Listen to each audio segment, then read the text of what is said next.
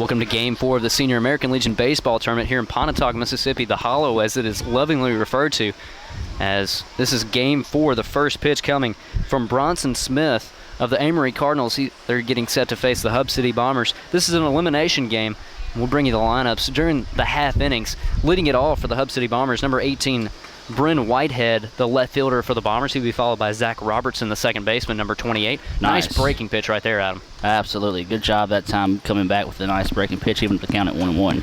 And I'll tell you what, this is actually a very nice night.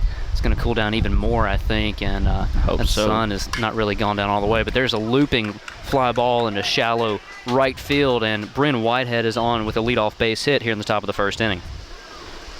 Good base hit that time, just one of those little bloopers out in no man's land, able to get out there and cut around the bases and turn it into something good. Whitehead now on first base, as that will bring up Zach Robertson, the second baseman. He will be followed by the shortstop, number 5, Bobo Morgan from the Hub City Bombers. Once again, elimination game. Hub City Bombers fell to the Boonville Braves this morning by a final score of 10-7. After all was said and done, it only took about 24 hours for them to play the game. The Amory Cardinals also lost a heartbreaking decision to the Tupelo 49ers earlier in today's lineup of games, as they were ahead 3-0 in the, I believe it was the 6th inning, and then they lost their lead as the Tupelo 49ers just kept chipping away. They tied it up in the bottom of the 9th inning and then won it in a walk-off style in the bottom of the 10th. Young man by the name of Matthew Phillips hit a walk-off home run to send the 49ers into the winner's bracket. This one popped straight up about a mile high. Third baseman calling off everyone in the infield as he takes that one for himself. So one down in the inning after an 0-1 pitch to Zach Robertson. Still a runner on base in Bryn Whitehead, and that'll bring up Bobo Morgan. Good job to get him to pop out and get that out that time. Gave up that first hit here in the early going of the contest. And once again, Hub City, about 5 or 6 of these kids do it. They go up there and write their memoirs before stepping to the plate. They certainly do. Nomar Garcia-Parra would be very happy right now as Adam Garcia-Parra is not. Just get in the box and let's play ball. There's a base hit through the 6-hole on the ground, so quickly the Hub City Bombers showing they can get it done with the bat as they did yesterday. And Adam, that was a game that went back and forth a lot like the last game that we just played between the Pontotoc Red Sox and the Boonville Braves. Both teams really were catching a lot of breaks, and you really thought Boonville had a chance there after the bottom of the 7th, bottom of the 8th inning when they had a little grand slam by a young man by the name of Clint Hodges. Take the game back to 11-8, but then the Red Sox playing at home and also some good pitching out of Matthew Shaw and Lee Payne really sealed the deal for them, allowed them to get the victory and move on to tomorrow's winners game. Yeah, this has been a pretty competitive tournament as expected. Even without the two teams dropping out, or even with the two teams dropping out, it's been a good tournament altogether. The opening theme of the game, or the tournament, was, the comfort behind victories, and looked like Boonville was going to keep the thing going against Pontotoc, but as you mentioned, Pontotoc was able to pull away and get the first substantial lopsided win of the tournament. It certainly was lopsided, and it really was probably after about the 7th inning on. You could really see a lot of the Boonville pitchers really start to falter. It got really hot out here. And Boonville had to use 6 pitchers throughout that game. They used 3 or 4 in the game against these Hub City Bombers that Amory is having to square off against tonight. 0-2 pitch coming to Charlie Hillman. He fouls it off the plate. Charlie Hillman, the right fielder. Excuse me, this is Garrett Braley. I apologize for that. He's the first baseman. Charlie Hillman, number 12, playing right field, will come up. He's actually on deck right now. Garrett Braley actually was the catcher in last night's ball game. Certainly did a great job behind the plate. Came up with some big hits for the Hub City Bombers. Absolutely. Sorry about that. I'm trying to cycle through my text message here to find some information for the paper that I'm needing to send someone. So, talk amongst yourselves. That's cool. Steven and I will keep this game going. The 0-2 pitch coming from Bronson Smith. That one in the dirt, blocked up well right there by the catcher for the Amory Cardinals. Luke Hargett, after pulling the starting duty on the mound, is now behind home plate as the catcher starting this game for the Amory Cardinals. Blocks that one up well. On the mound, Bronson Smith. Smith actually came in relief in that last game against the Tupelo 49ers. The 1-2 pitch Swung on, there's a ground ball to the third baseman. Nice play, steps on the bag at third. Throw over to first base in the air. Good job by the first baseman. Cody Brownlee, though, to take it on the inside part of the bag. Quick double play right there, and the Amory Cardinals are out of the inning. We had at the bottom of the first, and Adam, great defensive play right there. After it seemed like Bronson Smith got himself into a little bit of trouble. Absolutely. We've seen our fair share of a lot of good defensive plays, especially in that last game. Even though the marathon of the game, we saw a lot of great opportunities to make some big plays, and there was another one of them there. So, go back and you see a lot of good web gems and big plays like that that you just saw there. Jake Sloan with the unassisted double play as he is playing third base tonight. He stepped on the bag. It was a force out at third base, threw across the diamond to Cody Brownlee. Cody Brownlee received the ball in fine fashion as he stepped across the bag, and they recorded the final out of the inning. Now we'll go through the starting lineups. You saw Charlie Hillman on deck for the Hub City Bombers as he will lead it off for the next inning for Hattiesburg. He's number 5 batter, batting 6 for the Bombers. Center fielder Lee McDaniel batting 7th. Justin Lee, the catcher, batting 8th. The third baseman Ben Loshi, and batting 9th, the designated hitter and pitcher Ashley Grader. There you see Grader taking his warm-up pitches. He's getting set to face a very tough Amory Cardinal lineup, leading it off. Very speedy guy, also a great defensive center fielder, Malcolm Warren, batting 2nd in right field. Number 19, Hunter Leach. Batting 3rd at first base, Cody Brownlee. Batting 4th, Jake Sloan at third base. Batting 5th, Tyler Aldridge in left field. Batting 6th, Tyler Pounders, the shortstop. Batting 7th, Rush Rather, the designated hitter. Batting 8th, Luke Hargett, the catcher for this evening's game. And batting 9th will be the second baseman, number 1, Devin Moore. As you see Ashley Grader taking his pitches, some warm-up pitches, and you can certainly see the slide on that nice little the slide piece on that nice little breaking ball. And this is certainly going to be one of those games that you expect to get on top and get on top early. We've seen a lot of offense throughout the day's matchups, and Adam, these have really been long baseball games. Absolutely has. We're so used to the 7-inning games in high school, and of course the regular season whenever you got double dippers in the Senior Legion regular season, but these 9-inning games, I tell you what, they last a while. Even though the game we went up to saw in New York didn't even seem to last as long as that last game. Absolutely. Yeah, the Yankees took care of the Twins in about 3 hours straight, and the last game took about 3 hours and 45 minutes. How long was your game at Shea? Right at 2 hours and 56 minutes. Nice. Is that first pitch? Not that I was counting or anything. Yeah. And it was the Mets and the Phillies. I mean, two of some of the worst teams in National League Baseball. Just the same, 0-1 the count now from Ashley Grader to Malcolm Warren. Ryan, watching this kid's release or how he throws, he's got a violent throwing motion, so it's going to be interesting to see how long he can actually last in this contest. That's right, really herky-jerky, if you pardon the pun, but it seems like puts a lot into his delivery. He doesn't really look like an intimidating person on the mound, but that's what happens to you when you can't get your fingers on the outside part of the ball with the slider. Yeah. Well, that last pitch went over his head. That one went behind his back. So he's struggling to locate it here early. He was looking for the mascot. But yet Stephen did not flinch.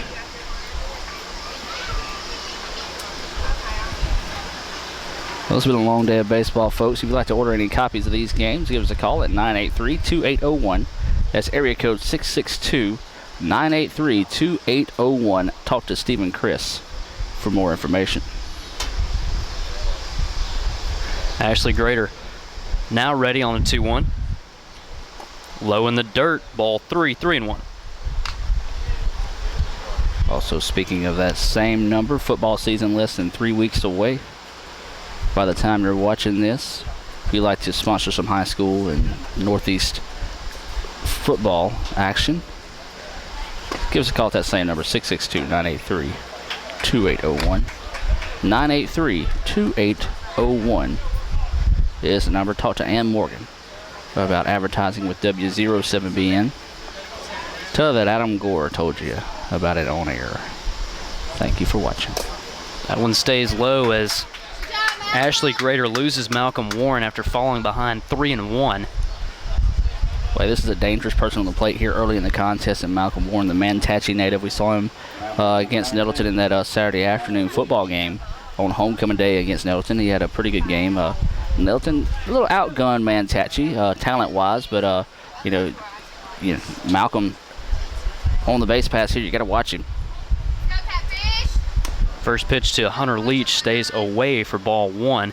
I have to agree with you with Mr. Grader on the mound. Really seems like he hasn't found his release point, which is something you usually have down by the time you're, playing in Senior Legion baseball tournament. It seems like he's kind of messing with his delivery just a little bit, going down to the side, also coming over the top.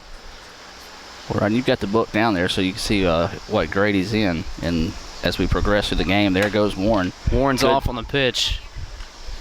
Tell you the truth, a nice throw really would have gotten him. Yeah, I can say a good throw down would have got him that time, but he one-hopped it to the second baseman. Hey, I don't know if I'm not Amory with the throwing motion and sort of the widespread start to the contest here with Grader on the mound. I don't know if I put some pressure on him and make him think about these base runners a little bit. Well, I certainly think that that's a very good move, especially when you have a great leadoff batter like Malcolm Warren, who's always at threat on the base pass. Just like you saw right there, the catcher had a pop-up out of his position. Make sure he kept the ball in front of him. Well, Ryan, one of the most amazing stats right now in the ball game. We've only had one official at-bat completed yet, and yet Amory has 2 hits in the contest, according to the scoreboard. Well, those are they actually should be on the 2-run side because they didn't count for Pontotoc in the earlier game. We'll have a full day of baseball coming your way starting tomorrow. Some more games out here as we advance to more Senior Legion Tournament baseball action here from the Hollow. We do want to thank everyone for tuning in here to W07BM Sports and remind you to visit our website, W07BN.com. Is that right, Steve-O? Now it's officially W07BN. It has been that way for a while, so I knew at one time it was W07, but it now is W07BN.com. If you get bored, check out goresports.wordpress.com as well. This one lifted on the infield third baseman calling off his infielders, as that will retire Hunter Leach on a 3-0 pitch. Now that will bring up Cody Brownlee, the first baseman for the Amory Cardinals. And to get in all of our free, cheap advertising, Ron does photography as well. You can check out my website and go to his link, or Ron, you can give him a link there. They can check you out. Senior Portraits. This is the man you want to talk to. I'll have to remember how to spell my name, but it's www.ryanwhittington.smugmug.com. I'll spell that out for you later. Trying to think. Steve-O, do you have anything you need to promo real quick? Steve-O says just don't honk the horn when you come by my house. And he says he loves baseball. That he does. That's why he's the best color man in the National League. And stays low to Cody Brownlee. 1-0 the count. Swung on and lifted. Oh, this got some left legs. Center field. This one could get up. Center fielder going back on it at the wall. Looks over it. It's gone. A 2-run home run by Cody Brownlee with 1 down here in the bottom of the first as the Amory Cardinals strike first. Well, I said it had to get some legs, and it was just over. One of those that 2 years ago Luke Atkins would have made the jump and probably robbed. Very easily, as Luke Atkins, certainly notable alumni of this Senior American Legion baseball tournament. Cody Brownlee making a name for himself here, though, in the bottom of the first with an absolute bomb to left center field, about 345 feet over the North Mississippi Champions sign here at the Hollow. It's certainly going to be a lot harder to get it out because the wind has really died here now. Yeah, plus it's kind of humid tonight, too, so the ball had to travel through some thick air. That will now bring up Jake Sloan, who came on actually a very good relief pitcher, as we saw for the Amory Cardinals in the last game. Thought the umpires were going to step out and call that one a strike. He took a big motion up and said it stayed a little bit too far out for his liking.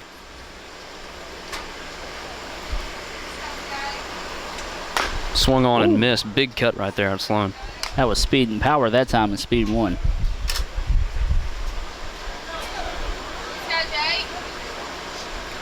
1-1 the count on Jake Sloan, third baseman tonight. Actually made a very good play in the top of the first. Looping curveball right there. Nice pitch out of Ashley Grader, and tell you the truth, that's probably the best pitch I've seen yet.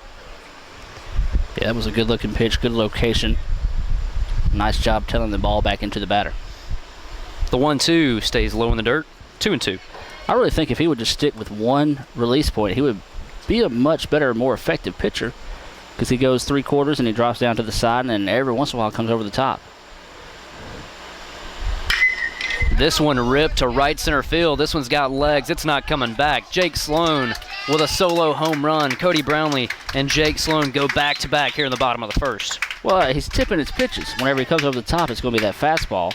Anything he's throwing breaking, if it's going to be the curveball, it's coming from 3/4, and when he drops all the way down, it's going to be that slider. So, a good batter like Cody Brownlee and Jake Sloan will be able to pick up on those things, and you see those results. It seemed like Jake Sloan picked that up 355 times, as one for every foot it traveled. Now Tyler Aldridge comes to the ditch.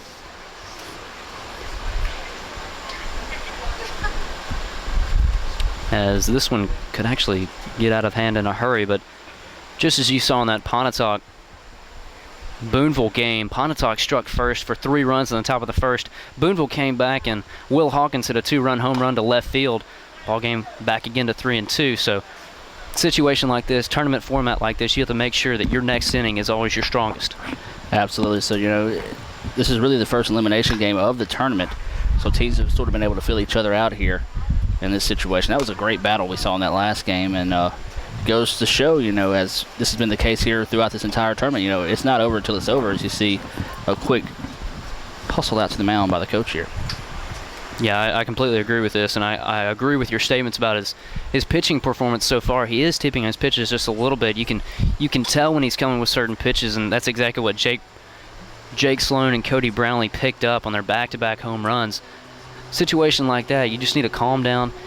To tell you the truth, you might just want to go ahead and try to get a first pitch fastball over for a strike, get ahead of the batter. Then you can start going to some of these pitches, some of these off-speed pitches. Try to get to go after some in the dirt. These Amory Cardinals have shown some plate discipline so far today, as it showed in that Tupelo game and already here in the bottom of the first inning against the Hub City Bombers. Well, that Amory's got to have a bitter taste in their mouth after they saw Tupelo come back for the win in that last game. So that was a nasty breaking ball. I thought he had it timed up on it, like he was bailing out of it as if he didn't know if it was going to hit him or if he wanted to hit it. Yeah, Tyler Aldridge kind of stepped into the bucket on that one, but if he had connected it, definitely would have gone over the flag. This one driven to center field. It could get down. Center fielder moving quickly on it, and that will be the second out of the inning. Tyler Aldridge gives this one a ride, but right at the center fielder for Hattiesburg. That'll bring up Tyler Pounders. And got that second out finally there, so a little bit of breathing room now here for the Bombers in this situation. 2 outs in the bottom of the first. They trail 3-0. Pounders, if he were to reach, he would be followed by Rush Rather. That's correct. Designated hitter for Amory Cardinals. Yes, it is Rather.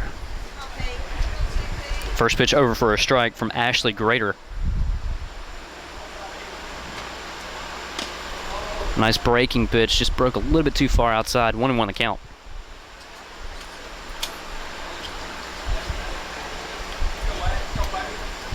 And this is always one of our highlighted stops on the sports season whenever it's hosted here at the Hollow, the Senior Legion Tournament.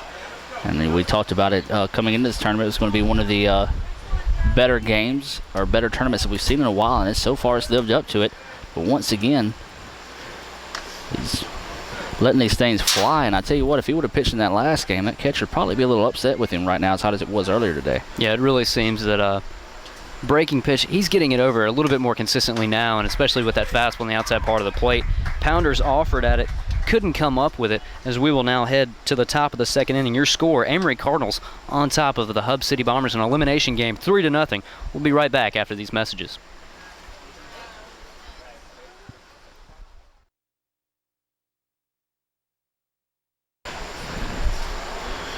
Five, six, seven batters due up for the Hub City Bombers here in the top of the second inning. The Amory Cardinals have staked their starting pitcher Bronson Smith to 3 runs as they went back-to-back. Cody Brownlee and Jake Sloan hit towering shots, gave him a 3-run lead. 3-0 your score is where we stand, and if Bronson Smith is anything like he was in the first inning, inducing the ground balls, allowing his defense to work with him and help him out very effectively, he's going to be out of this ball game in no time at all. There's a shot's going to be fouled off. I'll just put it to you this way, that last pitch he threw before that, if you're not going to swing at those, you're not going to swing at any pitches today, as he just sort of hung up that breaking ball. Hillman really wasn't looking to swing on that one. Finds himself in a 1-2 hole. Bronson Smith has Hillman exactly where he wants him. Fastball stays low in the dirt for ball 2. 2-2 the count. Hillman would be followed by Lee McDaniel, who saw some action on the mound in last night's game. He'll be then followed by the catcher Justin Lee, who had his hands full with Ashley Grader in the bottom of the first. This one, breaking ball doesn't break enough for Bronson Smith. Stays inside. Full count now. Almost got the batter that time. He was able to make a motion to turn away from it. Didn't draw any contact, though. We've seen Charlie Hillman play for this team for a couple of years now. There he is. Sit him down. He's certainly bulked up, but he certainly didn't take the bat off his shoulder on that pitch by Bronson Smith. Hillman goes away looking. That's the first strikeout of the evening for Bronson Smith. Comes here in the top of the second inning. Now that'll bring up Lee McDaniel. Yeah, he was ready to toss the bat to the side and head down to first, but the umpire said, "Not so fast, my friend. You're heading to the dugout." Lee Corso behind the plate tonight. Oh, yeah. Bringing him into a little baseball game. Bronson Smith's first pitch to Lee McDaniel stays low and away for ball 1. Well, we do have a new set of umpires in here, so we're not going to get the heat strike zone that we saw in the last game. Yeah, certainly a long enough game that the weather actually influenced the strike zone. So I think he got cooled off towards the end of the game, though, so. That's what lengthened it up just a little bit. 1-1 the count now on Lee McDaniel. Stays low for 2-1, and Bronson Smith, he thought he might actually have a rocky game from his first inning. He went 1-1 on Bryn Whitehead, leadoff batter for Hub City. Whitehead dumped one into right field. The next guy, Zach Robertson, popped out to his third baseman. Then Bobo Morgan singled on the first pitch he saw. Thought at that situation, he got runners at first and second base. Only one down. Garrett Braley, though, hit a ground ball to Jake Sloan over at third base. Sloan, very intelligent, stepped on the third base bag for the forced out, then went across to Cody Brownlee for the second out, actually the final out of the inning. And now you've got Bronson Smith working on 2 strikeouts very quickly against Lee McDaniel, who goes down swinging. Now Justin Lee will come to the plate. Well, hey, Smith is filling up the strike zone, so Hub City's going to swing the bat. There's no ifs, ands, or buts about it. You know, he's been consistent. He's filling up the strike zone. That's what you want to see out of your pitcher because, you know, he's had good defense behind him so far. So Hub City's going to take the bat off their shoulder and get to swinging here. Yeah, that double play by Jake Sloan really helped out his confidence in his defense, and also staking him to a 3-run lead only in the top of the second inning. It will certainly help out him be willing to throw that off-speed pitch early in the count, especially for a first pitch strike, or come back with a fastball in a 1-2 situation. Another thing he's doing good early, Ryan, is he's working low. He's working low and he's working quickly, but so that one kind of got up on him that time as soon as I said he was working low. But you know, he hasn't really hung anything up yet in the power alley. That was just a good hit. You know, he got what he could and put it where he wanted that time. Yeah, the curveball didn't really sink as low as he would have liked it to right then. Justin Lee smacks that one into left field for a 2-out single. Now Ben Loshi comes to the dish.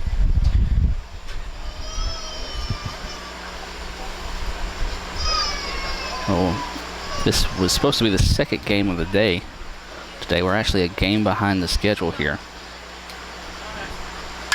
There's a ground ball right back up the middle. This could get through. Good play by the shortstop. Over to second for the force. What a nice play right there, Adam, by Tyler Pounders at shortstop as he just flips to his second baseman, Devin Moore, to record the force out in the final out of the inning. I tell you, man, we keep seeing it seems like anything you can do, I can do better in these ball games here. As soon as we talk about one defensive play, there's another great one right behind it. And that was another beautiful play there to get the third out of the inning. Good job that time by Pounders to really help out his pitcher. And I tell you what, that's a pitcher with confidence right now. That's a dangerous thing for Hub City because he's going to fill up the strike zone. If you're not swinging, they're not swinging the bats. You know, so with him knowing that his defense is behind him solid right now, he's going to go after you. He certainly did, and he got 2 strikeouts from Charlie Hillman and Lee McDaniel as they were 2 of the batters who first faced him here in the top of the second inning. Went ahead and took care of business very quickly, and then Justin Lee slapped a single on the left field, but he got a great defensive play out of Tyler Pounders and Devin Moore up the middle, which quickly erased the single, and now we will head to the bottom of the second inning. Your score 3-0 as the Amory Cardinals already on top of the Hub City Bombers. Adam, these Hub City Bombers have not had great luck in this Senior American Legion Baseball tournament, especially in Pontotoc. Absolutely. You know, they went down to Tupelo. I think they played 3 games last year in Tupelo. But and when they play in Pontotoc, it's 2 and out. You know, they want to break that trend here. But hey, you know, you got to give hats off to Hub City. They've got a good backing behind their program down there in Hattiesburg. They could have easily say, you know what, that's too far of a drive. You know, we don't have that good of luck in Pontotoc when we play, but they come out and they battle. And that's what you like to see, and that's you got to give your hats off to this Hub City team because it's been a long day for them. Granted, you know, they were staying in Pontotoc, so after their first game today, or the final part of their first game from yesterday, you know, they were able to go back to the room, probably take a nap, get up, and come back out here. So they're better rested than Boonville. But at the same time, it's been an interesting trip up north for these guys. It certainly has been. It seems like it is every single year. We've been watching them for probably the past 3 or 4 years now. Mm-hmm. And it seems like this Hub City team always comes out ready to play, but they always get a bad first-round draw as well. Yeah. They've played some of the better teams across our area the past few years. These Amory Cardinals are certainly no slouch, and they're proving it right now, especially with some of these big bats at the top of their order. Well, you know, it's important right now if Amory wants to get back in this tournament. You know, if they have a big game here, put up, say, 15 hits, you know, they were a hot team coming to this tournament. They can rejuice on some confidence they had coming in here. They certainly were, and now leading it off here in the bottom of the second inning will be Rush Rather, designated hitter. Then Luke Hargett, the catcher. He'll be followed by Devin Moore, the second baseman. That one in there for strike one. 1-1 the count to Rush Rather. Well, I guess the winner of this game would get. Who did Pontotoc just beat? Boonville. Boonville again. Boonville will have played 3 games, as this is going to be a dead ball. Hit the batter on about a 45-footer. Yeah. So Boonville will be awaiting the winner of this game. They're probably on their way back to the house right now. Get ready for some baseball tomorrow. We're not sure. We think it starts at 1. We'll double check those times tomorrow. We hope it starts at 1. Let's just say that. I would be very grateful if it did. A couple more hours sleep. I don't know if I would much rather it start at 1 or 9:30 and get out of here a little bit earlier tomorrow. Oh, the decisions we have in life. Snap through over, not in time. Rather's a speedy kid, though. I watched him a couple of times against Pontotoc this season and also saw him out at Amory. He's got some good speed.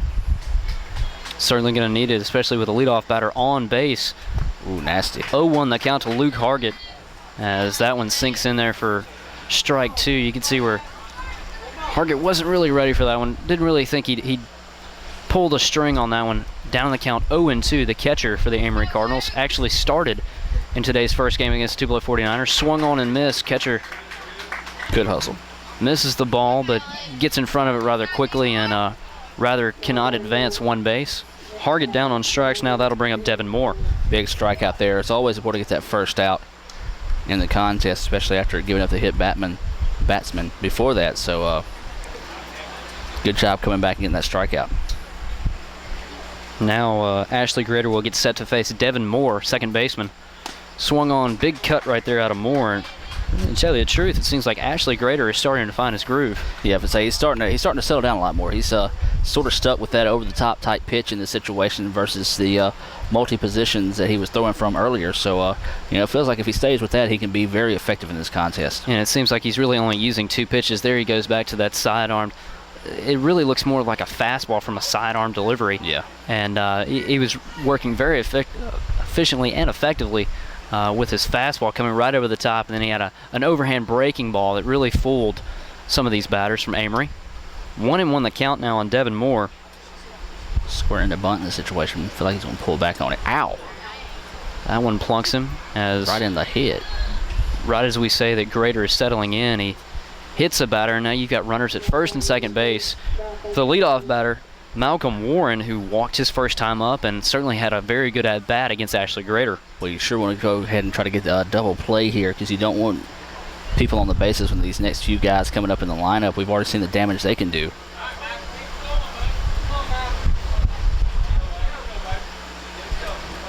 Malcolm Warren, also one of these guys, very speedy on the base paths. Be interesting to see how far away the third baseman plays. He's playing a little bit off the grass, but he is going to step up as he progresses here. This one's going to be swung on and fouled off, and that's... Oh, that one might have been you again, Ron. I'm sure it was. I think it caught the building. I checked your car over a while ago. You didn't have any dents or missing windshield or anything. Thank goodness. And actually, I think I missed. I don't think I got hit earlier either. So really, let's not jinx ourselves talking about it right now. Though. Dodged the bullet there. Chad Kreger's not in the park. Swung on and missed. Big breaking ball right there. That's the slider that Ashley Grader's been trying to throw all evening long. Absolutely good pitch that time. Malcolm just couldn't hold off on it as he got out there. He thought he was going to take and pull it through the. There's a large gap right now in between the shortstop and the third baseman, so he thought he was going to squeeze it through that time. Just couldn't catch up with it. Yeah, third baseman really has to hold third base closely. There's a ground ball. The shortstop bobbles it a little bit. Still got to play over at first base. He did get the runner at first. It's a very good call by the umpire beyond second base as they get the lead runner. But actually, to tell you the truth, Warren does his job. He moves the runners 90 feet. Now you got two down. Two runners in scoring position there for Hunter Leach. So that's exactly what you wanted to see there. Now the Smithville native Hunter Leach coming up to the plate.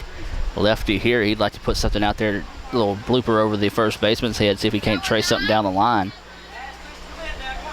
Score 2 if they do that. Lefty batter facing the right-handed Ashley Grader. First pitch over for a strike. Hunter Leach. He was ahead in the count 3-0, swung a 3-0 pitch and popped it up on the infield. His first time up in the first inning. Curveball over, stays low for ball 1. 1-1 the count to Hunter Leach. He would be followed by Cody Brownlee and then Jake Sloan, Murderers Row. They have hit back-to-back home runs already in this ball game back in the bottom of the first inning. Yeah, don't want to run into that again. The 1-1 coming from Ashley Grader as that curveball, he's not getting on top of the curveball. He still stays away. He's not getting on top of that at all. He's not flipping that wrist over quick enough with it. Almost as if he's got a weak wrist in this situation. Just can't quite pull the string, as you say quite often there, Ryan, on the pitch. There's a fastball, some tailing action in there for strike 2. 2-2 the count, evens it. Hunter Leach has got to be careful here. This is a situation where you're really at the underneath the pitcher's power. Catcher sets up outside. Curveball. So that will take the count to 3-2. And with a pitcher like Ashley Grader, he's been all over the plate. You're really not sure what's coming. That can also work in your advantage. Yeah. Especially if you're a guy like Ashley Grader. Well, on that same note, hats off to the catcher in this situation. He's done a good job of blocking up some pitches with this runner on third. He's blocked up 2 or 3 so far that could have got by him and could have scored a run. Full count delivery, swung on, lifted. Trouble. Deep right field, going back, looking up, that's gone. A 3-run bomb by Hunter Leach. The 2, 3, 4 batters for the Amory Cardinals have homered in this game already. That stretches your score to 6-0 here in the bottom of the second. Yeah, he had to put something in the strike zone that time to hit. He's not coming with intimidating heat that time.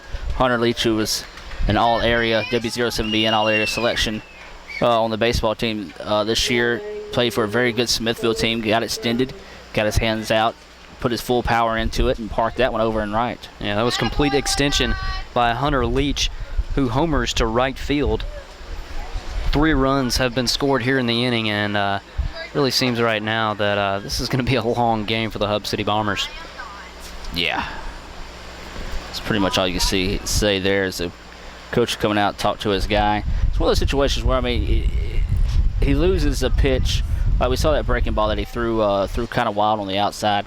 He gets ahead of batters and he loses his zone there for a minute, and then he's forced to throw meat over the plate. And you got guys that can knock it a mile for Amory, and they've done so far in the contest. Yeah, exactly. It really seems that he had a great shot at Hunter Leach when he came with him, evens the count at 2-2, and then you come back, throw a ball, and you say, well, it's game over for Mr. Ashley Grader in both the metaphorical sense and now in the physical sense, as he will leave the game as he will yield to another pitcher. While they're doing that, how about we take a break? Your score 6-0 here in the bottom of the second inning. Amory Cardinals still batting with 2 outs.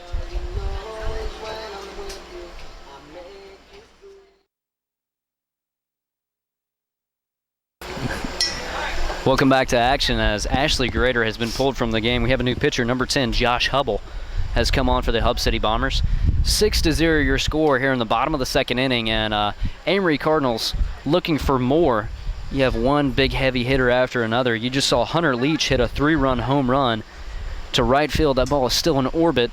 Cody Brownlee steps to the plate. 1-1 the count on Cody Brownlee. He homered 2-run shot back in the bottom of the first inning to left field. That was a long shot. And then Jake Sloan came up, line drive, and of course he's going to get out of this ballpark about 370 feet to right field. This one fouled off here at the Hollow.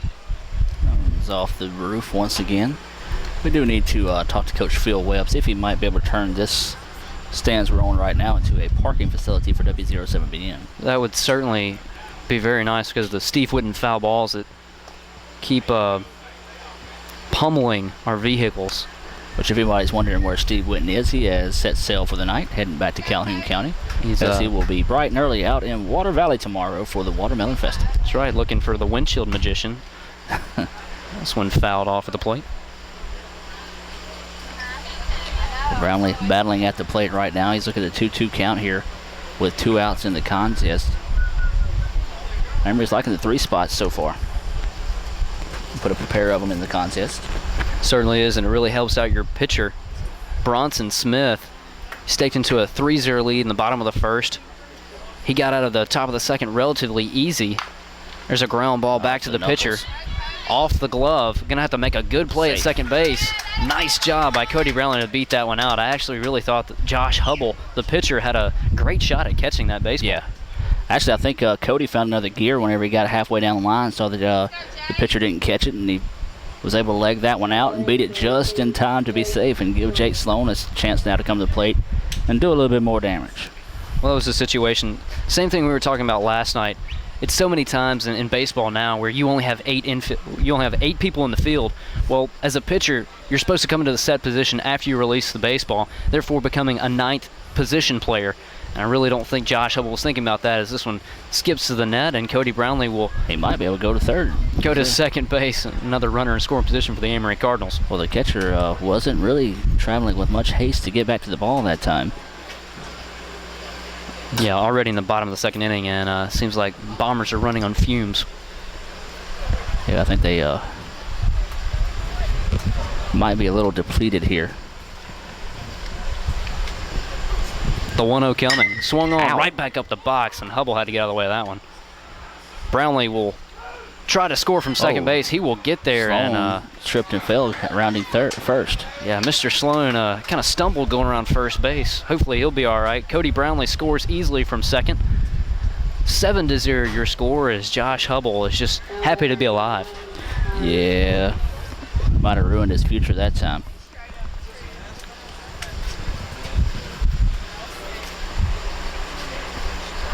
That'll bring up Tyler Aldridge.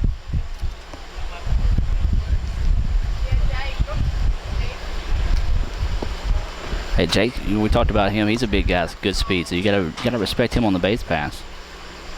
Don't know how much that trip and fall took out of him though. Sidearm delivery in there for strike one. Hubble drops down to a different arm angle. Gives Aldridge a different look. Aldridge, his first time up in the bottom of the first inning, flied out to the center fielder. Hit it hard though, just right at the center fielder for Hattiesburg. See what he does here. The 0-1 delivery coming from Hubble. Nice breaking pitch. Stays off the plate though, and now you're starting to see some of these guys for Hattiesburg. Their breaking balls aren't exactly like we've seen from Lee Payne. I would have to say that Lee Payne probably has the best breaking ball in the tournament. You almost have to say Lee Payne has a boomerang effect when he throws the ball. Almost comes back to him, it breaks so much. You can say that. I think that would be pretty accurate, actually. Lee Payne certainly has one of the best breaking balls in this tournament through all these teams.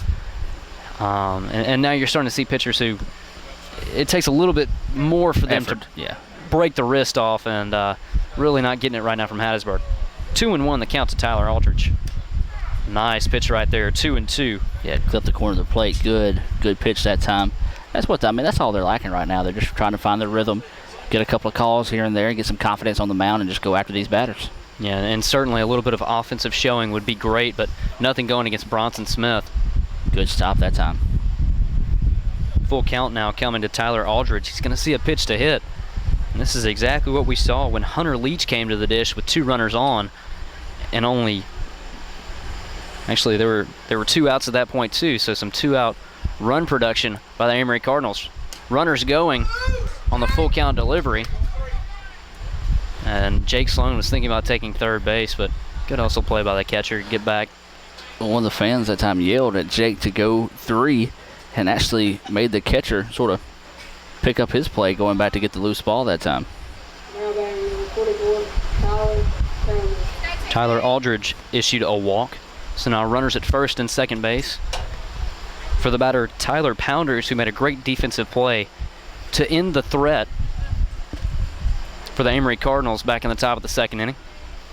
Pounders comes up. He struck out to end the inning in the bottom of the first, looking to atone for that strikeout. First pitch, there's a ground ball to the right side. Second baseman will have a play on it. No. Bobbles it a little bit, still got time. Great job by Tyler Pounders. He found another gear himself that time after he saw he dropped the ball. He was like, wait, let's see what we can make happen here. That's right. He didn't give up on the play. Yeah. And this is what we're talking about, Ryan, coming into the tournament here. Amory being a red-hot team coming into the tournament, and hot teams get those type of breaks and make good things happen. And you're looking at bases loaded here. Certainly are. And Rush Rather, who was plunked by a pitch to lead off this inning, later scored on a 3-run home run by Hunter Leach, comes back to the plate. Pitch from Hubble almost got plunked again. And say, take another one for the team there, young man. Rather looks at that one inside. 1-0 the count from Josh Hubble.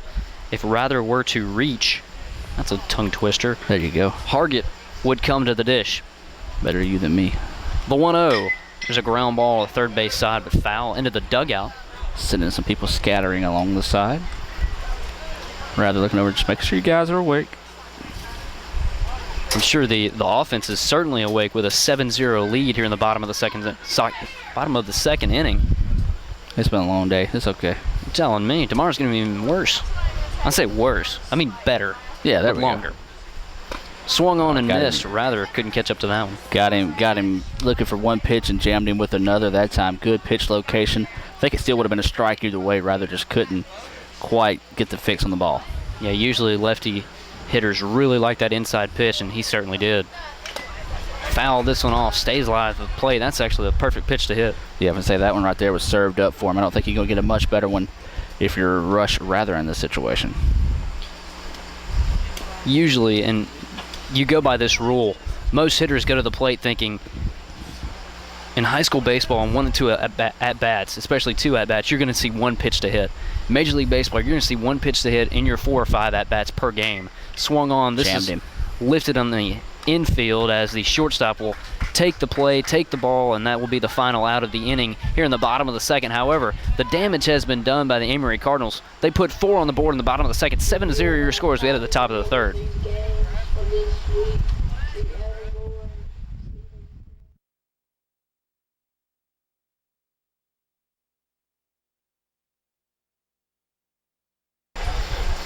Nine, 1, and 2 batters due up here in the top of the third inning. Ashley Grader, Bryn Whitehead, Zach Robertson due up for the Hub City Bombers, looking to start chipping away at this lead by the Amory Cardinals as Bronson Smith has really been unhittable so far.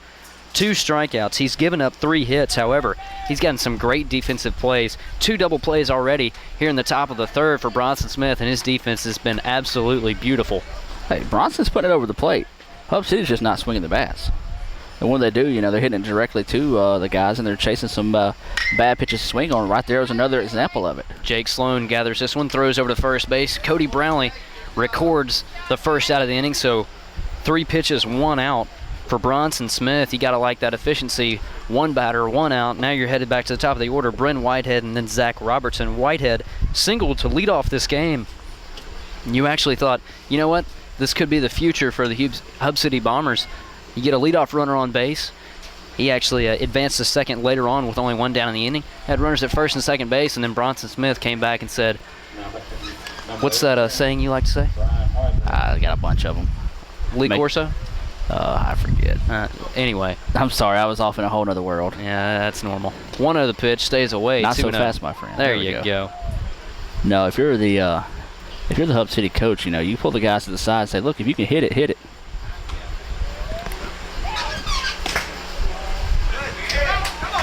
This one stays low and away for ball 3.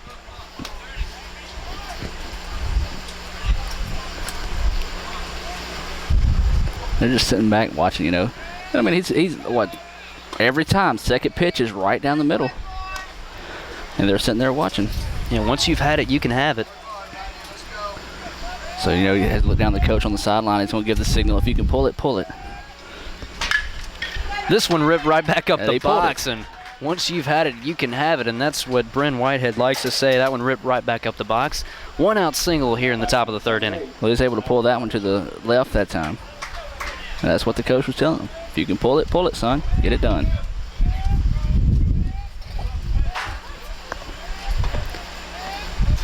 Bryn Whitehead, the leadoff batter, on base for the Hub City Bombers. That'll bring up Zach Robertson, who popped out to the 3rd baseman, Jake Sloan, back in the top of the 1st inning.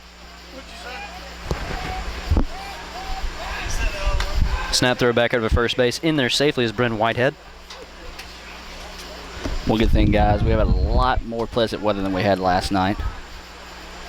I was worried about there's chances of rain, especially some blowing up later in the afternoon, so I was afraid we was going to have to be set back possibly to a Monday championship round. So far, so good. Curveball stays low to Robertson. 1-0 the count. Yeah, last night, seems like every time we come to Pontotoc, we always either get rained on or we almost get blown away by a tornado. Well, see, I was always thinking it was a Shannon-Pontotoc matchup because every time I've done a Shannon-Pontotoc game, no matter the sport, Noah has paired them up again, and I was looking around for Shannon. They were nowhere to be found. No, that was we just almost got washed away last night. Yeah. Either that or electrocuted a number of times. Well, Steve-O drove over a tree last night on the way home. It sounds like a personal problem. 2-0 the count here in the top of the 3rd inning. 1 down. Runner at second base is Bryn Whitehead as he advances on the wild pitch, the pitch in the dirt. This one gets away from the catcher once again. That's going to be another wild pitch, and it seems like Bronson Smith just needs to calm it down a little bit. Yeah, he just needs to step back, take a deep breath, walk around the mound a little bit, talk to his catcher, and just get refocused. He's thrown a good ball game so far, but now back-to-back wild pitches. You've got a guy in scoring position. And hey, that could be what Hub City needs to get a little bit of confidence brewing in this contest. It certainly is, and especially when you have the meat of your order coming up. Zach Robertson, the number 2 batter, he'd be followed by Bobo Morgan, and then the guys you want to get up to the plate, Garrett Braley, Charlie Hillman.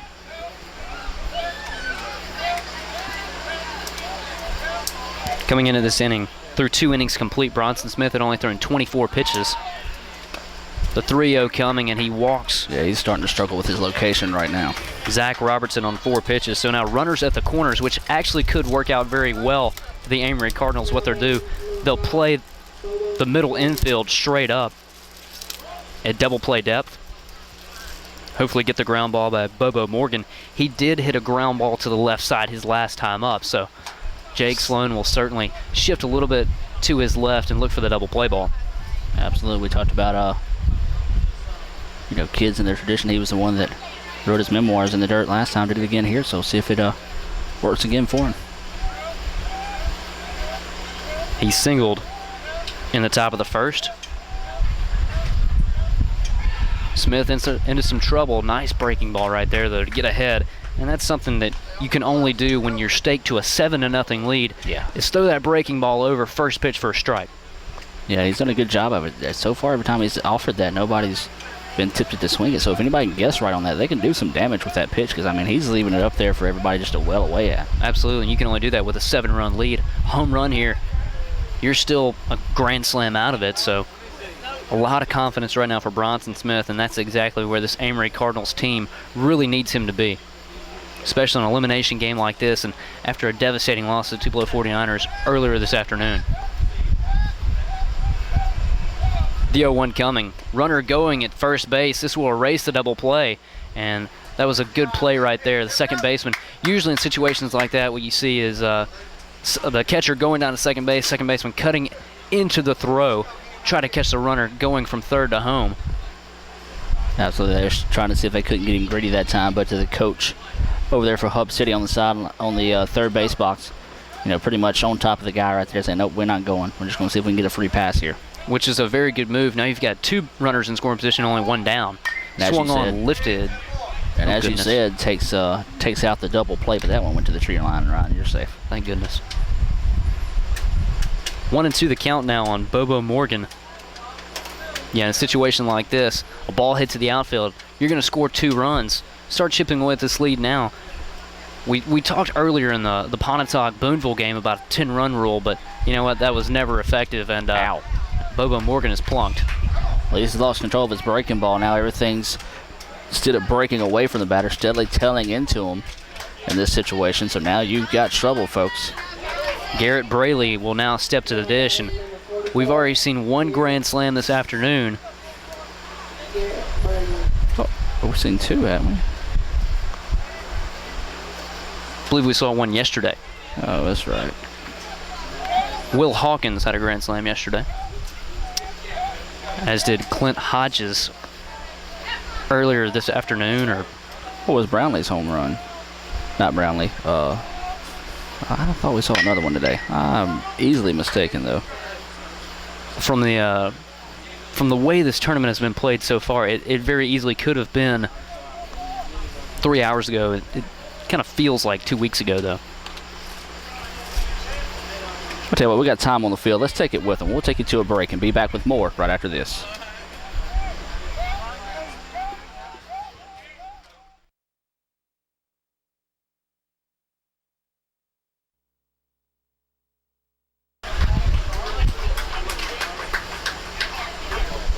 Garrett Braley, I think you just missed it. He grounded the ball to the shortstop as fielder's choice, 6-3. The run scored from third base. The bases were loaded. It was a 2-1 count. So the Hub City Bombers finally get on the board, Adam. Yeah, and if anybody's wondering why we took the break, we were running out of tape. I'm not going crazy or anything, folks. Not yet.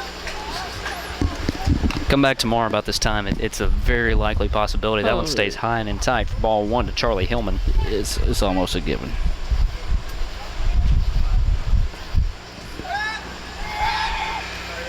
Curveball over. Nice pitch right there. 1-1 the count to Charlie Hillman. Hillman struck out looking to lead off the top of the second inning.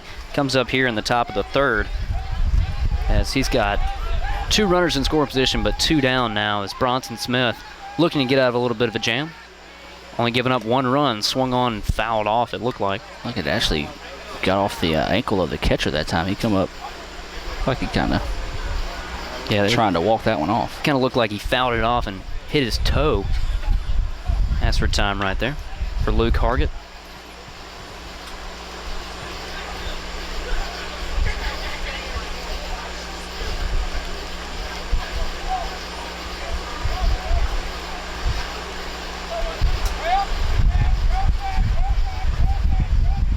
Oh, 2 the count now to Charlie Hillman.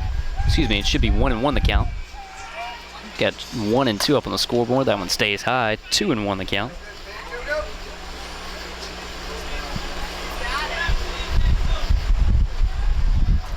You know what? I said the count. Actually, I don't have a clue right now. Yeah, we'll just let the guy behind the plate keep it, or whatever he says goes. Smith delivers to the plate. Swung on and missed, and that certainly was the third out, and that was the third strike as Charlie Hillman retired on strikes, leaves runners at first and second base. Adam, great job right there by Bronson Smith to work out of a jam.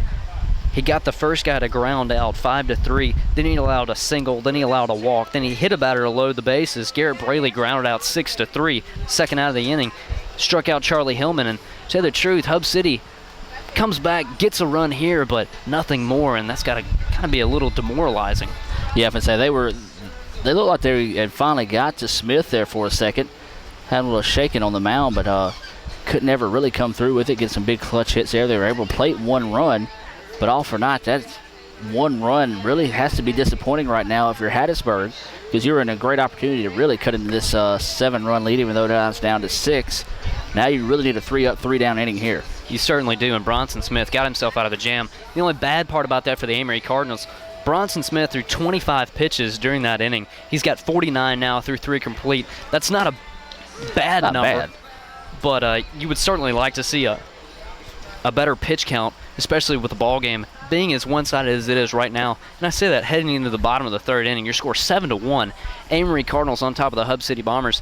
And the good part about this for the Amory Cardinals, while they have the lead, is the fact that not only are they up big, but they also are the home team. So you don't have that possibility of a late game heroics. Exactly, much like Tupelo had earlier this afternoon. Yeah, if I say it was just congratulations to Tupelo, and you really feel bad for Amory because, I mean, they were playing great early, but Tupelo showed why they're the Tupelo 49ers when they come to tournament time and why they have always been in the chase for the championship. They were able to come through in the end and get that big win with that walk-off home run. Yeah, and it really doesn't help out Luke Hargett. He had a great game. 6 innings pitched, struck out 8, walked 5, only gave up 2 hits, 1 run, and it was unearned. And then Bronson Smith, the man on the mound, the starter for the Amory Cardinals, he went 1 inning, faced 6 batters, walked 1, gave up a hit, gave up a run. It was earned, but between the two guys, they went 7 innings complete, only gave up 1 earned run. You look at that scoring line and you say, you know what, there's no way the Amory Cardinals lose this baseball game. However, Tupelo just kept piecing away and just cracking away at that Amory defense, and Amory defense kind of broke down there amongst the midday sun. Yeah, so they just took it one step at a time, one at bat at a time, one at pitch at a time, and in the end they were able to come through with the big win, and hey, that's the reason why they're on the positive side of the bracket, not facing elimination right now. Absolutely. Now Luke Hargett with a 3-0 count. That one catches the inside part of the plate. 3-1 the count now to Luke Hargett. He would be followed by Devin Moore, and then back to the top of the order, and Malcolm Warren is part of the order. You actually can say that about the whole part of the order. Very successful against this Hub City Bomber pitching staff this evening. Yeah, he took a big chop at that one that time, trying to come up with something, just fouled it straight off the plate, straight back. Josh Hubble now came in relief of Ashley Grader in the bottom of the 2nd inning. Grader's final line went 1 2/3 through 43 pitches. Only faced 11 guys, 2 strikeouts, 1 walk, 3 hits, gave up 6 runs, all 6 were earned, and hit a couple guys. Tough night for Ashley Grader. Here's a ground ball through the 4-hole. Great piece of hitting right there by Luke Hargett. Once again, I go back to the fact, Amory's hot right now. Granted, they lost that Tupelo game, but, whenever you're hot, you get those type of bats. You get, the ball that squeaks through. And, that's how you piece together things and get things rolling here. And, that's just another example of it. And that's the reason why I say, they're in the loser bracket. But, hey, can't count Amory out of this thing yet. Well, actually, Luke Hargett really impressed me that last at-bat because he was ahead in the count 3-0. Josh Hubble came back, got 2 quick strikes, and you're thinking, this could actually go in the way of Josh Hubble. The Hub City Bombers could get a quick 3-up, 3-down, but Luke Hargett did something that not a lot of hitters do. He actually went with the pitch, took it into right field, hit it on the ground too, which is something you don't see a lot of now, especially in high school and freshman, sophomore college players. Good pitch that time as it comes across, catches the corner of the plate. He's been going after it, but both of them have, but they just really look like they're just snapping just a little too hard on their throws. Yeah, just a little bit. And Josh Hubble needs to, if he can calm down and have a little bit of a game, maybe stymie this offense just a little bit and allow Hub City to get back in this ball game. That's all you ask for. Yeah, just anything to get your guys a chance to get the bats fired up here and keep the bats cooled down for Amory. But right now they haven't been able to do it so far. But if they can get some outs here, it'll be the first time they've held them to no runs in the inning. They've got 3 and 4 so far on the board right now. So anything positive, even cut it down to 1 run, would be a bonus. Swung Good on pitch. and missed as Devin Moore strikes out swinging for the first out of the inning. That'll bring up Malcolm Warren back to the top of the order. And I'll tell you what, there's really no soft parts in this order for the Amory Cardinals. Something also that I just kind of noticed, the Pontotoc Red Sox did a great job earlier by allowing their leadoff batter in each inning to get on base. Yeah. That's something Amory Cardinals have done as well. Malcolm Warren walked in the bottom of the first. Rush Rather was on by a hit by pitch, and now Luke Hargett on with the leadoff single. You've got 1 down in the inning, but a lot of their damage has been done with 1 or 2 outs in the inning. Right. And that's something a good baseball team can always do. You get the leadoff runner on base, you get a double gap, you hit a home run or a 3-run bomb. Something that it's kind of the marker for a good baseball team. Well, that time Warren looked like he was going to show bunt for a second, see if he couldn't sneak something on as a third baseman that fell asleep on the side over there.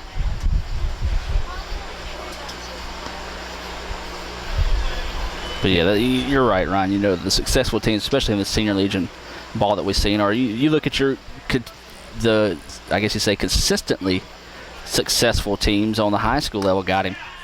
Yeah, he great throw right didn't get there. a good jump. But you look at the Calhoun City last year, Tyler Gray, I think he got on base 60% of the time, 75% of the time at the leadoff spot.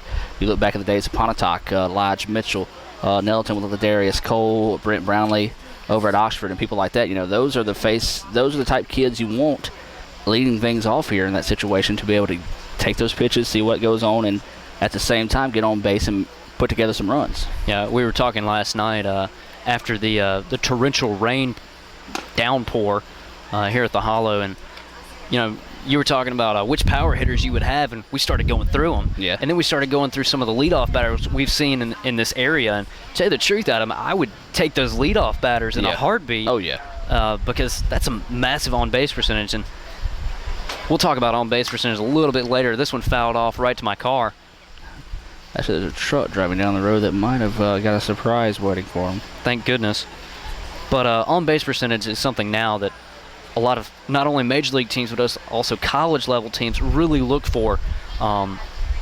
Pay hundreds of $millions a year at a major league level for people who get on base a lot, and that's essentially what these great teams do. Talk about a great swing out of Malcolm Warren, just defending himself. Yeah, well, that was it looked like he didn't want to release the ball whenever he almost put his foot back down on the ground too soon. It's an awkward pitch, awkward swing, so just a really weird thing there. But yeah, Ryan, go back to that point about the on base percentage. I talk to a lot of people that are recruiting kids, a lot of coaches throughout the South. When they call me, and that's one of the first things they ask. Is like, what's the kid's, first off, of course, grades, or they're always wanting to know if the kid's qualified, if he's a good kid.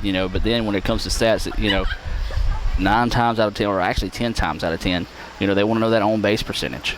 On base percentage, on base plus slugging, which is extra base hits added into your on base percentage. These are something that college coaches look for not only on the high school level, but also major league coaches look for on the college level. And a lot of these scouts come out to these college games and say, we're not looking for the biggest guy who can hit the longest home runs. We're not looking for the guy who can throw the hardest. We're looking for guys who can get on base and can have extra base hits, round first base, and stretch that single into a double.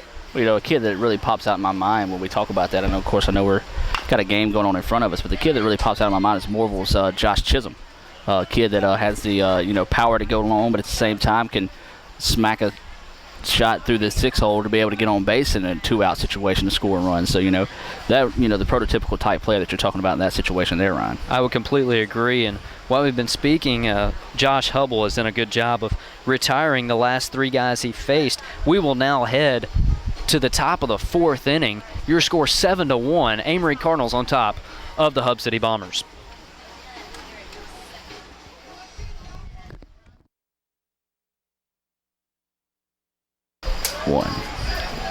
Lee McDaniel, Justin Lee, Ben Loshi due up for the Hub City Bombers. Here in the top of the 4th inning, this game rolling along. 7-1 your score. Amory Cardinals on top. Curveball stays just a little high for Bronson Smith. Try to work that one down. 1-0 your count to Lee McDaniel. He struck out in the 2nd inning. He'd be followed by Justin Lee, who singled back in the 2nd inning. And then Ben Loshi, who reached on actually he was thrown out on the fielder's choice, 6-4. That one over for strike 1. 1-1 the count to Lee McDaniel. That Coke's good. I didn't drink it. I opened it for you. I was being mean to Steve-O, folks. Catches the outside part of the plate. 1-2 to Lee McDaniel. As usual, Stephen Chris not worrying about anybody else. Not bringing back concessions from the concession stand. Curveball fouled off to the net. It's getting a little bit too late here at the Hollow. It's only going to get worse. We're just waiting for tomorrow. We do want to apologize for everyone taking the time to tune in here.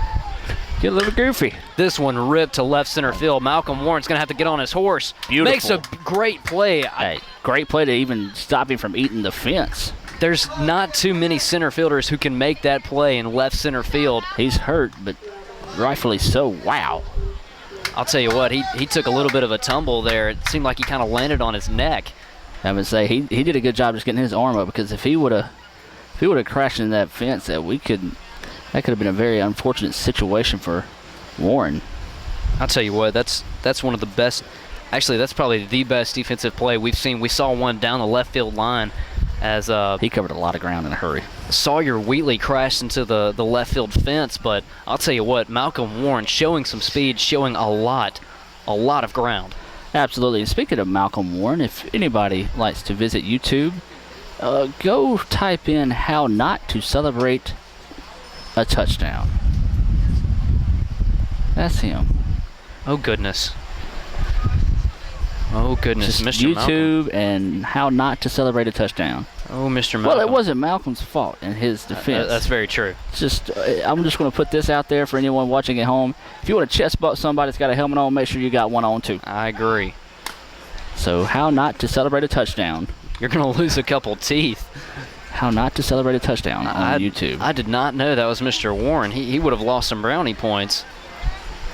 Well, like I said, it wasn't his fault. I agree. Justin Lee, the batter. 0-1 count. There's a ground ball. Took a Shortstop funny hop on eats him. him up. You got to charge those. Yeah, I say you got to come after those, step into them, versus waiting on them. Because I mean, the kid had good speed heading towards first. Tough play to make by Tyler Pounders, but then again, A play that should have been made. I wholeheartedly agree. When you're back on your heels, especially on the middle infield, you know the ball's going to get to you quick. You got to try to charge the ball as well as you can, but in a situation like that, you don't bring your glove up. You get your chest over the ball, you knock the ball down. Still, you can make the play over to first. The wind's starting to pick up here at the ballpark. You see the flag moving a little bit in the background.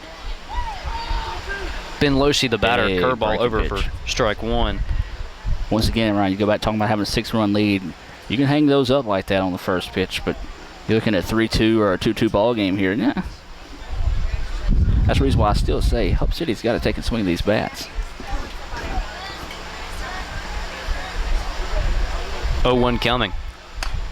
High and tight, ball one. 1-1 the count to Ben Loshi. Loshi 0 for 1 in this ball game. They're just not putting any pressure on the on Smith on the mound. You know, he feels comfortable enough to throw that first pitch for a strike. Come back, and this one probably be that breaking ball right over the heart of the plate in the situation what he likes to go to. Active bats would settle that down.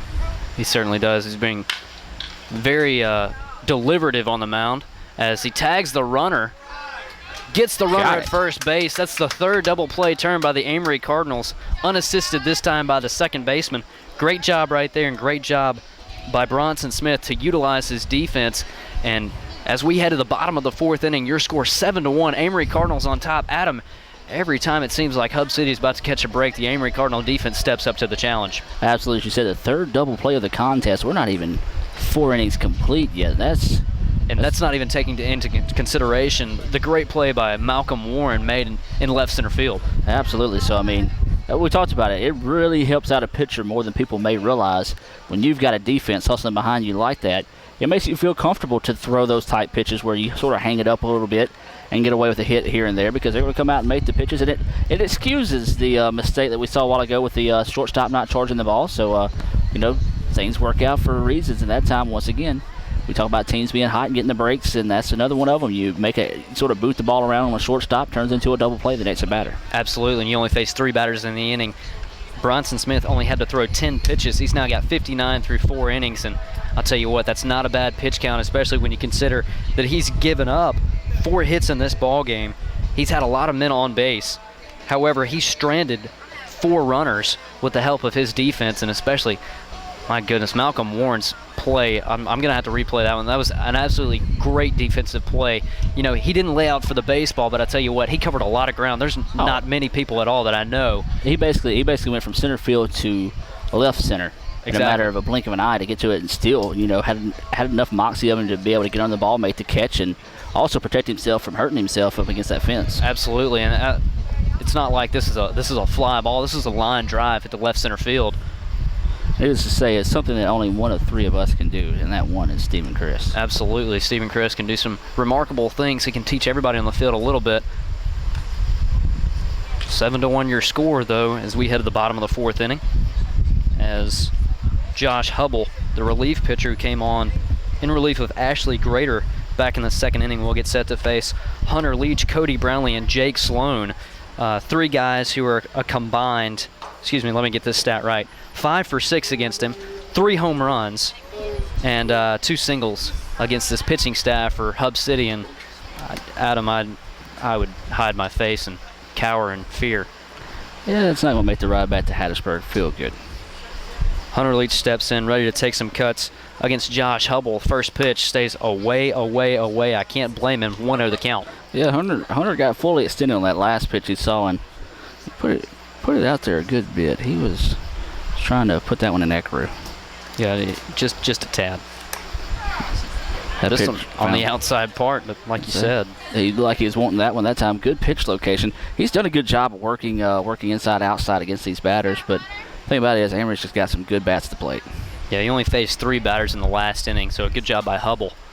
This curveball stays inside, though, and I tell you the truth, if Mr. Leach gets a curveball out over the plate, could get a little ugly. 2-1 the count coming from Josh Hubble as he falls behind Hunter Leach. Any idea how many home runs we've seen today? I would say 8 or 9. So we might count those up during the break, or the next break, I should say. Well, you had 2 of them come from a young man by the name of Ricky Ware. One from Will Hawkins. Yeah, we've had 3 in this game. That's 5 right there. Swung on, hit foul down the third base line. 2-2 the count. And we had 2 or 3 last night. We did. We had 3 home runs in the last night's game between Hub City and Boonville. So we're pushing the 15 mark. Certainly been an offensive-minded day of baseball here at the Hollow. This one, ground ball to third baseman, eats him up, but he stays with it, gets a nice bounce. Beautiful play by the third baseman as he got lucky on that one. The bounce came right back to his throwing hand. Good job of him having been heads up enough though to deliver the ball over in first in time. Absolutely. Look what I found as Hunter Leach is retired 5-3. Now that'll bring up Cody Brownlee. Here comes trouble. And he's wearing number 11. I don't think that rhymes, but Hunter Brownlee 2 for 2 in the evening. Swung on. Ooh. Big cut right there. He's looking to pull that one down the line. I think he was looking to break Stevens' windshield. He's going to have to hit it about 30 miles to Tupelo, but the 0-1 coming. Swung on, and he really wanted that one. Just got underneath it. Pops out to the third baseman, so 2 up, 2 down. Amory Cardinals going lightly as that'll bring up Jake Sloan. We're starting to see Amory sort of take that mindset that we saw Pontotoc take there for a little while. They got that big lead. Things have been going their way here so far. They kind of got comfortable, got relaxed, and sort of lost that let's get after them edge in the contest. And you're starting to see Amory do that. Whenever they get to pop outs, they kind of just laugh amongst themselves going back to the dugout here. Hubble's first pitch to Jake Sloan. That's a one-handed swing right there, and he was looking for one thing and was thinking swing, swing, swing. Absolutely. Go to the plate, looking to hit the seams off the ball. Yeah, I would say that wasn't one of his better swings in his career. We're here in the bottom of the 4th inning. Your score 7-1. Amory Cardinals on top of the Hub City Bombers.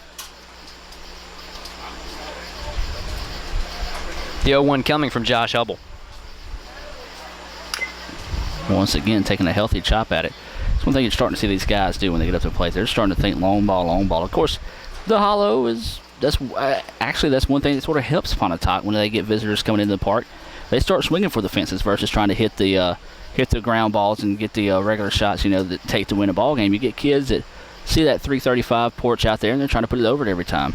Absolutely, and the 0-2 coming stays away, 1-2.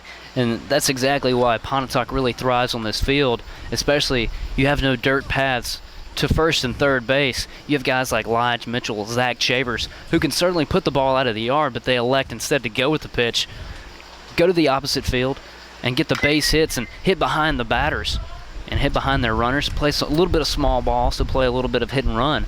Yeah, well, that speaks volumes for Coach Phil Webb, the Pontotoc head baseball coach, because, I tell you, when you step on this field, you want to hit one out.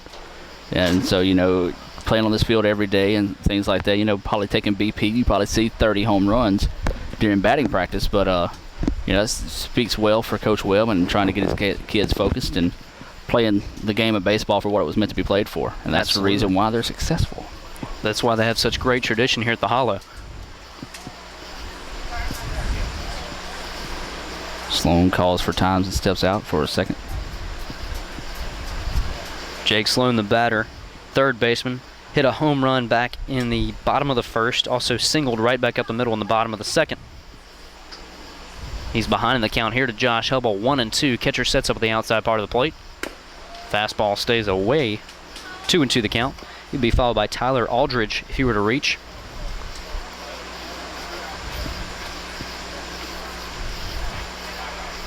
Let's give credit to Hub City. They settled down a good bit after that last inning. Swung on and missed, and big pitch right there out of Josh Hubble. They get the play at first base, and I'll tell you what, he was facing three of the toughest guys in Amory's order to get out. 1, 2, 3 go the Cardinals here in the bottom of the fourth. We have the top of the fifth after these messages. 7-1, Amory on top.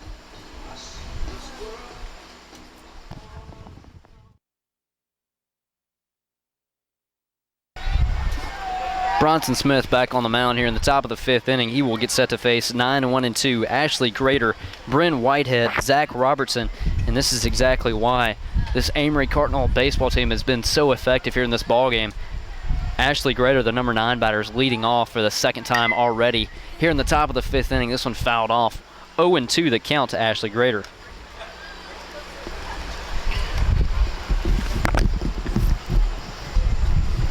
After Grader, who is a combined 0 for 1 in this game.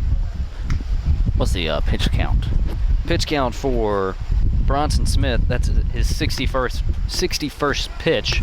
We had an inquiring fan wanting to know. And he's also worked an inning of relief earlier today. One stays inside. 1-2 the count.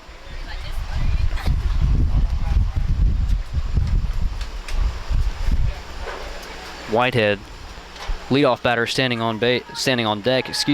2 for 2 with 2 singles, and now Mr. Ashley Grader 1 for 2. So trying to atone for a pitching start that he really probably wishes he could have back. He's now 1 for 2 in this ball game.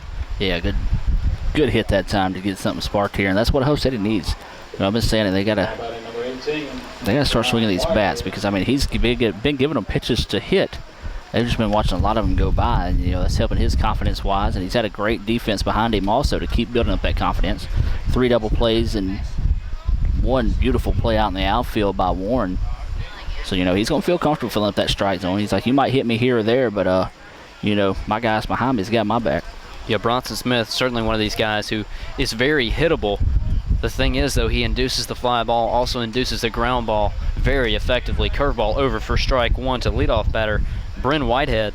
Well, that's a common misconception against people that don't follow the game of baseball like you and Steve Witten. A lot of people think, well, you got to have strikeouts. But hey, you roll up 6 ground balls equals outs. Just as good as 6 strikeouts. This could be double play number 4. The throw over. Great play by Ashley Grader to take out the second baseman. Yeah. A lot of people think that's a dirty play. Tell you the truth, that's a very good play by the Hub City Bomber runner.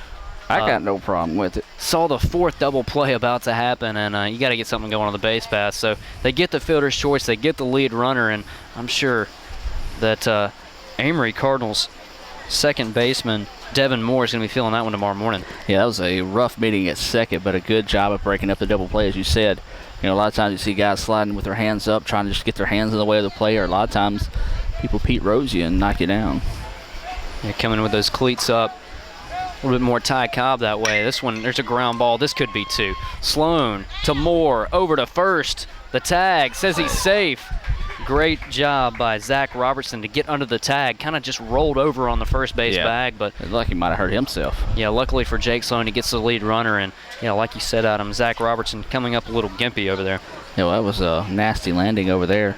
Tell you what, you rarely see 2 double plays in a game, or this early in the game. I mean, you see 2 or 3, but Amory's had a shot at 5 so far in the contest. That speaks volumes for their defense. It certainly does, and you really have to look at their pitcher, Bronson Smith, and going back to your point, a lot of people think strikeouts. That's exactly why sinker ballers are very well thought of. A lot of people pay a lot of good money for them. This one passed the I can't really say diving Jake Sloan. He kind of had to go down to his knees, see if he could corral that one. But yeah, nice piece of hitting right there by Bobo Morgan. Yeah, he was a little too tall to dive after that one there. If he would have knocked it down, probably hit him in the chest. So he's trying to get a glove on it there. Probably would have wanted to knock it down at least because he's got a strong enough arm to gun you down from the knees. But, he made the effort, just couldn't come up with it.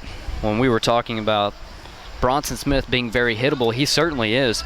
Every hitter in this inning has hit the baseball. Ashley Grader singled to lead off the inning. Bren Whitehead grounded in the fielder's choice 6-4. Zach Robertson grounded in the fielder's choice 5-4. Bobo Morgan singled down the third base line, and now you have Garrett Braley, the cleanup batter. Oh, it was a little bit inside. That was a 9:30 strike. But, speaks very good volumes for his defense. He's getting a lot of great ground balls and right at guys as well. Well, 2 outs here in the inning. Runners on first and second for Hub City. They got to spark a little 2-out rally here. Smith's pitch, curveball over for strike 2. 0-2 the count. He's ahead of Garrett Braley. Well, you can tell he just feels confidence against the right-handed batters. He likes going after that corner of that plate, likes jamming them up. He knows, hey, my defense has got my back here, so he goes right after. He struggles a little bit against left-handers in this contest, but when it comes to right-handers, he's going right after them, working in tight, just like you like to see with that breaking ball. He loves to see the deer in the headlights look on that curveball coming 0-1. He's got 0-2 right now to Garrett Braley. Fastball, a little nubber, goes foul. Nice pitch right there, though. Yeah, he was looking inside that time. The catcher set up on the outside. I think he set up on the outside a little too early, sort of tipped off the pitch.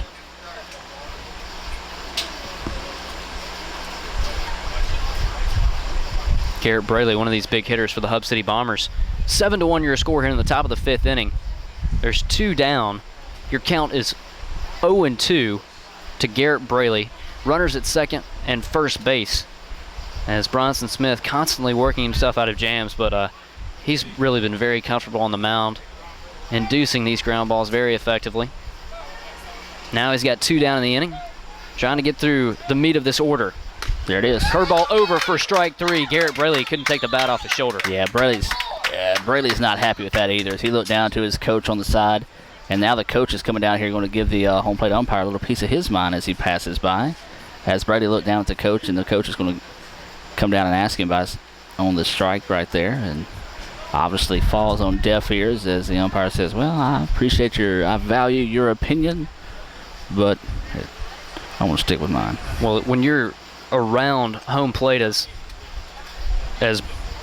Bronson Smith has been, you're going to get those calls. Absolutely, especially with those curveballs. He got ahead with the batter, 0-2, and then he came back away with a fastball, fouled it off, and then he came back again with another curveball to Garrett Braley. And when you're in and around the plate, if you consistently go for it, you're going to get the call. Yeah. I mean, if you show that, hey, this is where I'm going to go all night, this is where I want to throw the ball, the umpire's he's going to give you those 2 inches, those 3 inches right there to take and get those tight pitches. Because, I mean, if you're consistent with it, you hit the spot more often than not, the umpire's going to give it to you. And that's the case there. And then, hey, kudos to Smith on doing so. And right now, that's been about the 3rd pitch that it's been a little wild and outside. Well, now you worry about pitch count in this situation. What's even better, though, you were rolling these ground balls for Bronson Smith. He hasn't had many strikeouts. That's his first strikeout in 2 innings. However, only 71 pitches for Bronson Smith through 5 complete. You think if he can go 2 more innings, if your offense can score 4 more runs, maybe you're able to get out of the hollow pretty early tonight, get in the bed pretty early, and your Amory Cardinals have a chance at new life tomorrow. Yeah, Amory, a little trek down the road on the way home, but still close enough to make the drive tonight. Hub City will probably stay the night and head out in the morning if that's the case, but a lot of baseball left to play. Now we head to the bottom of the 5th inning. Your score 7-1. Tyler Aldridge, Tyler Pounders, and Rush Rather due up for the Amory Cardinals. I keep having a sinking feeling. I keep calling everybody the Amory Panthers. But this is the Cardinals Senior Legion baseball team in the Senior Legion baseball tournament here in Pontotoc, Mississippi. First pitch stays away from Josh Hubble. Amory's another school that has some baseball tradition out there, and could prove to be a factor in that 3A race next year, as that was a healthy swing. Want to get out of play and into the driveway.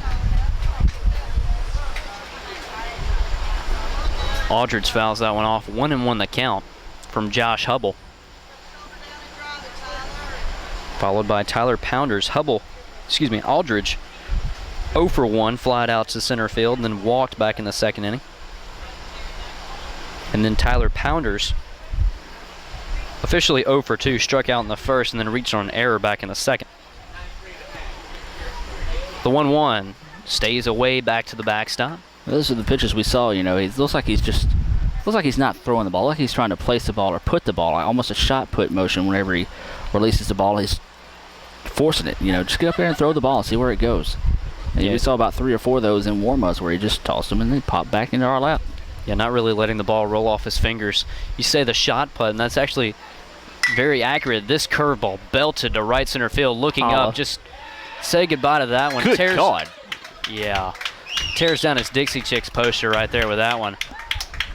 That was a monster shot, too. That was almost to the top of the hill.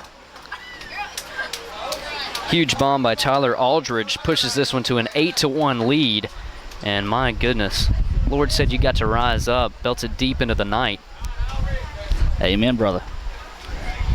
That'll bring up Tyler Pounders. Certainly one of the better baseball names we've seen on the afternoon.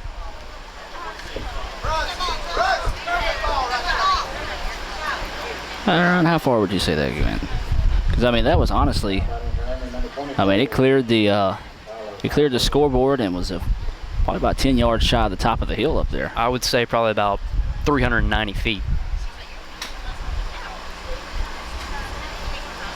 That was a Division I bomb. Yeah, it was a big boy shot. Swung on and missed. Pounders looking to do the same thing and go back to back, but comes up empty on that one. 0-1 the count to him. Like I said, officially 0 for 1. So he struck out in the first, reached on an error back in the second. Man behind him, Rush Rather, when the stage just a little bit high, and that's what's going to happen. You're not going to get those borderline pitches. That one was a little bit high, but at the letters. Hub City Bombers have not been around the plate this evening. Swung on and missed. Pounders kind of stepped into the bucket on that one. 1-2 the count.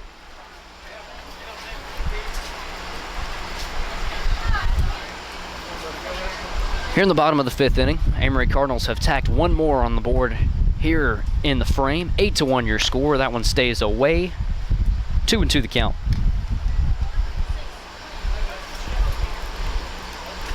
All right, now I'm updating a blog as we do this game here. Sounds good to me. The 2-2 coming, swung on and missed. That one nowhere near the plate. Pounders may reach first base though. Snap throw down to first. In there though. Good hustle that time down the base path to get on. Yeah, nice job by Tyler Pounders. Not sure what he was swinging at, but tell you the truth, did a great job of getting rid of the bat and hustling down the first baseline. Well, that's what we talked about, you know, just those type of breaks have been going here for Amory here of late. They sort of ran out of those breaks earlier in the day against Tupelo, but taking full advantage of them here. As they should, to move into play tomorrow, as they would play the Booneville Braves, who were defeated by the Pontotoc Red Sox. I know Monroe County Journal sports editor Brandon Speck is glad to hear about Amory and how well they're doing. He wanted me to pass along a note saying best of luck, and here's hoping for Oklahoma. That one stays just inside. So, forget when that paper comes out in Monroe County. Be sure and pick up the Monroe County Journal. Brandon Speck does a good job covering sports there after the combination of the two papers. Got his hands full, but hey, gotta love Speck. Enjoyed the trip to New York with him. He was the mastermind behind that trip. It was a fun one for us three, Steven, Ryan, and myself. We'll have some pictures maybe on the music showcase one day, depending on Steven and what kind of movie he gets in to make that, or if I make it, or however it works. Steve was looking around like, you fool. Blast. 3-0 the count. Nice pitch. Stays inside to Rush Rather. Thought we might have seen him crank one up there and sit it down. He would rather walk than swing at a bad 3-0 pitch up high in the zone. Now that'll bring up Luke Hargett. Runners at first and second base, still nobody out in the inning. 1-2 Big Boo. I tried. This is what Brandon Speck said to your home run a while ago. I appreciate his shout out. That one stays low to Luke Hargett for ball 1. 1-0 the count. Hargett in this ball game struck out in the second, singled back in the third.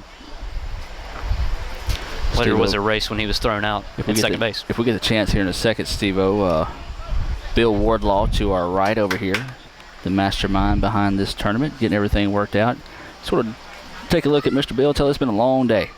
It's been a long tournament for him. Has had the rain and then had the 2 teams drop out. But hey, he's done a fine job, and we appreciate him setting up this tent for us.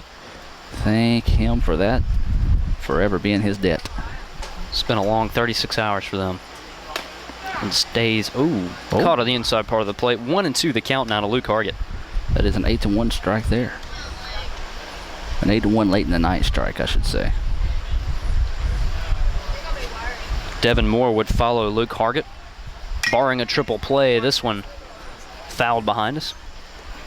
Lands safely in the backyard as little girl out there playing says, "Oh, look what I found." Now she wants her free cup of ice cream. Snow cone, as Steve Wooden would like. I hope he got a snow cone. Good grief! After hearing about that for 8 hours, I'll say I don't want a snow cone ever. This one, real screamer. That's going to be a double play as the runner coming from second. I don't think he really realized what the situation was there as he was rounding third. Yeah, kind of an in-between fly ball. Second baseman, infield fly, and it was not in effect as there was... I tell you what, they almost could have turned 3 that time because the first baseman slipped down, or the guy on first slipped down trying to get back to first. Absolutely. That'd have been the only thing we haven't seen in this tournament so far, would be a triple play. Still waiting on that one.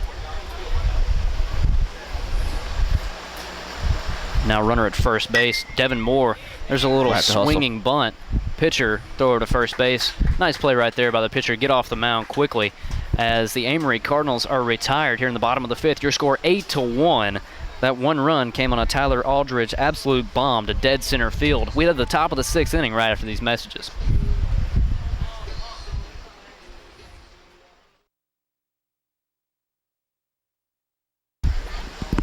Five, six, 7 hitters due up on that cue here in the top of the 6th inning by Stephen Chris, and they will be in the form of Charlie Hillman, Lee McDaniel, and Justin Lee as Bronson Smith. This is probably going to be the inning where tells the story of the rest of the game. They played one more run in the bottom of the 5th on an absolute bomb by Tyler Aldridge. 8-1 your score.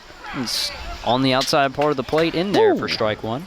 Well, that's another one of those where he's been working for the corners consistently all night. He's got that one. That one, if that did got the corner, it was just with the wind coming off the ball. Curveball down the line. That's fair. It's going to go foul as they said it. Bounced just to the left of the third base bag. Don't know about that one, folks.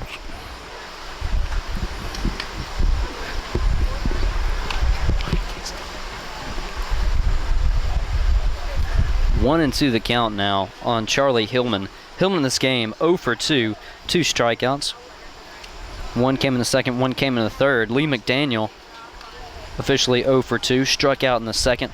Also flied out to left field, was absolutely robbed by Malcolm Warren back in the 4th inning.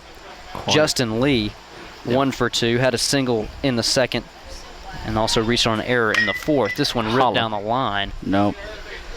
Got on a little bit too far, so nothing but a long strike there. They are starting to hit him a lot harder here. So you might start seeing Hub City, put together about a 15-minute inning, put together 2 or 3 runs, and get a little bit of confidence brewing here.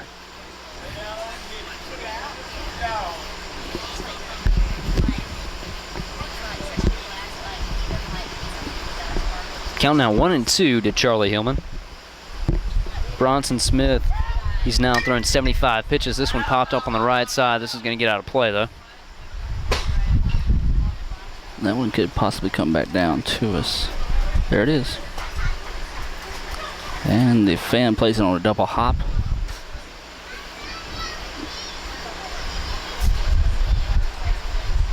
I want to remind you, we still got more baseball coming your way, but real quick, remind you, football season less than 3 weeks away.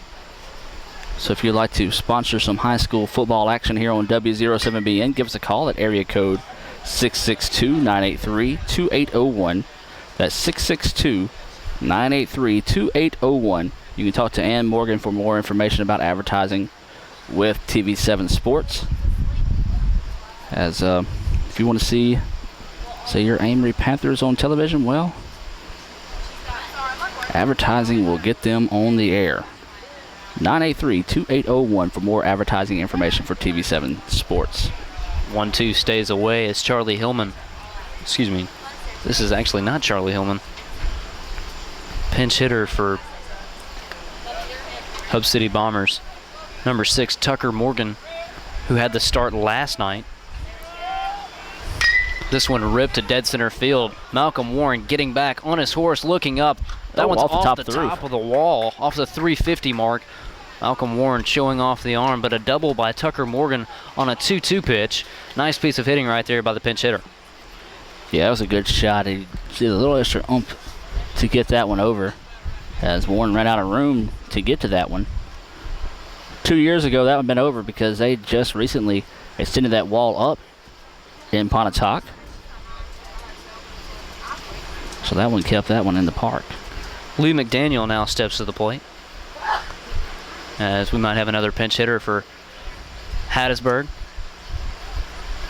Or actually, we may have another great debate here in question as the Hattiesburg coaches come down, and he's not too happy with what the Amory coaches had to have to say here, and they're explaining something here. So we may have an out come up in this situation. Yeah, they never really announced the substitution, so. Yeah, because I don't think they let everybody know the substitution in this situation. And you know, we go to that, Ryan. You know, we talk about it in football. You see the Jackson area teams come up and play the Oxford. Football is refereed different in Jackson and other areas. You know, a lot of times that may be one of those cases where in Hattiesburg, they may just let that slide here in the regular season, so coaches are not used to that situation there. And coming up here and playing in the state tournament, you catch it and run into that. So, you know, there's a lot of times you watch, say, Jackson area football on TV. They get away with receivers moving early and stuff like that. So that may be another case here, and that is whatever it is, the Hattiesburg coach is not too happy heading back down the side. Yeah, we'll see what the official ruling on the play is, as now we've come to a general consensus. Your score 8-1 here in the top of the 6th inning. I think that's going to erase the great hit. Yeah, they're going to rule him out because he did not announce his substitution to the umpire when he came to the plate. Tucker Morgan, great piece of hitting though. Hit off the top of the wall, the 350 mark, and Malcolm Warren had to make a play on that one. Imagine if he would have hit the home run there. That would have been a huge call. Yeah, nothing gone in the way of the Hattiesburg Hub City Bombers during this game or in this tournament. Yeah, it's one of those situations when it rains, it pours, and don't want to spark any thunderclouds all of a sudden. But that was the case. There's a nice pitch coming back after that break with a strike on the corner. Lee McDaniel in this game, 0 for 2. We said struck out in the second. Was robbed by Malcolm Warren back in the 4th. That one fouled off at the plate. 0-2. Be followed by Justin Lee and then Ben Loshi as we're getting to the bottom part of this order for Hub City. Amory Cardinals pumped out 7 runs through the first 2 frames. Since that time, only 1 run over the last 3 innings. This game is really slow to a crawl.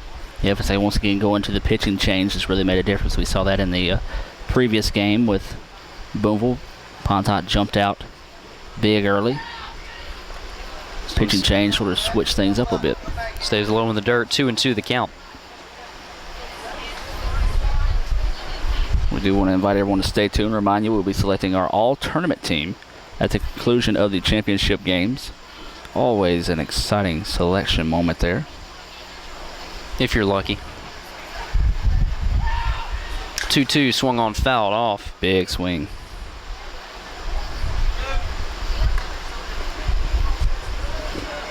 Be interesting to see how long Bronson Smith can last. Want to remind you, he did pitch earlier. Actually pitched in yesterday's matchup against Boonville. Came on in relief.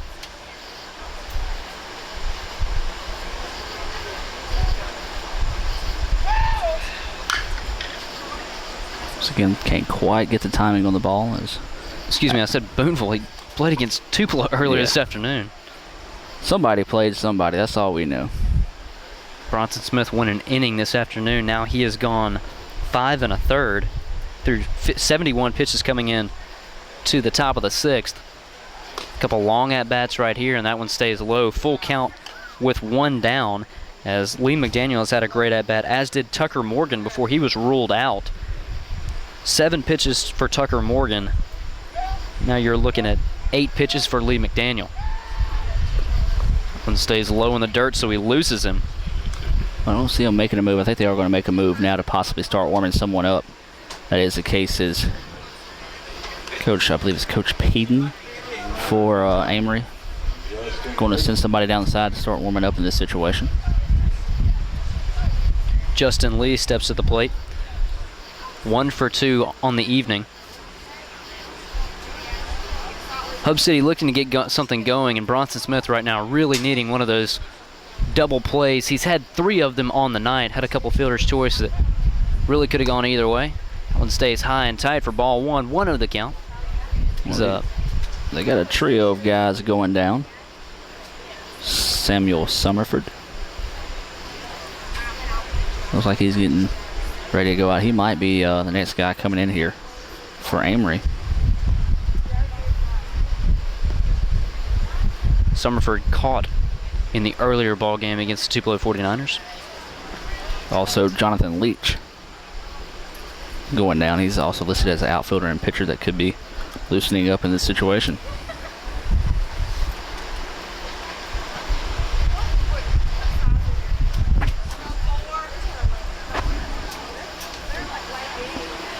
One of the count to Justin Lee. Runner on first base, Lee McDaniel, drew a full count walk. That one stays low in the dirt. Ball 2, 2-0 the count. And right now, you're probably going to see something to hit from Bronson Smith, as he really hasn't been utilizing his defense since that last inning. He got Garrett Braley to strike out on a nice breaking ball on the inside part of the plate that really provided a lot of momentum for the Amory Cardinals. Kind of got them back in the groove, especially at the plate. Went to the bottom of the 5th inning. Saw a home run by Tyler Aldridge. Actually spent a little bit more time on the field. Got some base runners on. Kind of squandered it away, but now it seems like Bronson Smith is really just trying to get outs by himself, not utilizing those defenders. Really needs to rely on his infield right now, especially just play it right up the middle, as his infield is playing back for the double play. Absolutely. So you sort of got to go back and lean on that defense. Breaking ball in there just wouldn't drop back down to the strike zone. Hangs up for ball 3. 3-0 the count now. Certainly going to be seeing a red light for Justin Lee. He will not be swinging on this one. Bronson Smith probably has to prove to him he can get one over the plate. 3-0 stays away, so back-to-back walks by Bronson Smith. And Adam, before that happened, you had a double off the top of the wall that was later erased by Tucker Morgan. That was huge. I'll tell you what, bases would be loaded with nobody out if that had still stand in this situation. But now you'll have Ben Loesch coming to the plate, the third baseman for the Hub City Bombers. Seems like we're going to have a little meeting on the mound. Not too sure if we're going to have a change. I don't think we will. I think they're just buying some time for him to warm up over here on the side with 1 out in the inning. They can't really see who's warming up. They got 4 guys throwing out there, so looks like it's going to be Summerford along with Leach, I believe. Yeah, now the meeting is over. Probably just said, you know what? Use the ground ball a lot more. You see Jake Sloan, he's a third baseman for the Amory Cardinals. He's got a very dirty uniform for a reason, because he's been gathering up ground balls. Yeah, it's going to be Hunter Leach and Sam Summerford warming up over there. Of course, we saw Hunter during the playoffs with Smithville. Very good pitcher slash infield player. He pretty much played any angle on the infield.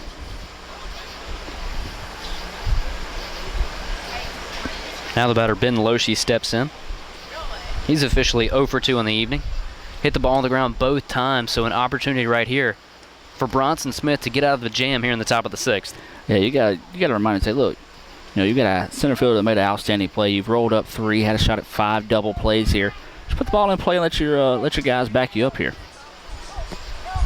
The 1-0 swung on, big cut right there out of Loshi. And yeah, I have to agree with that. And you've also stranded a lot of base runners for the Hub City Bombers. 2, 4, 5, 6 guys left on base plus another 2 if this inning does not come to fruition. That's 8 guys left on base through the first 5 complete. And I'll tell you what, those are some pretty big numbers for a guy who really hasn't.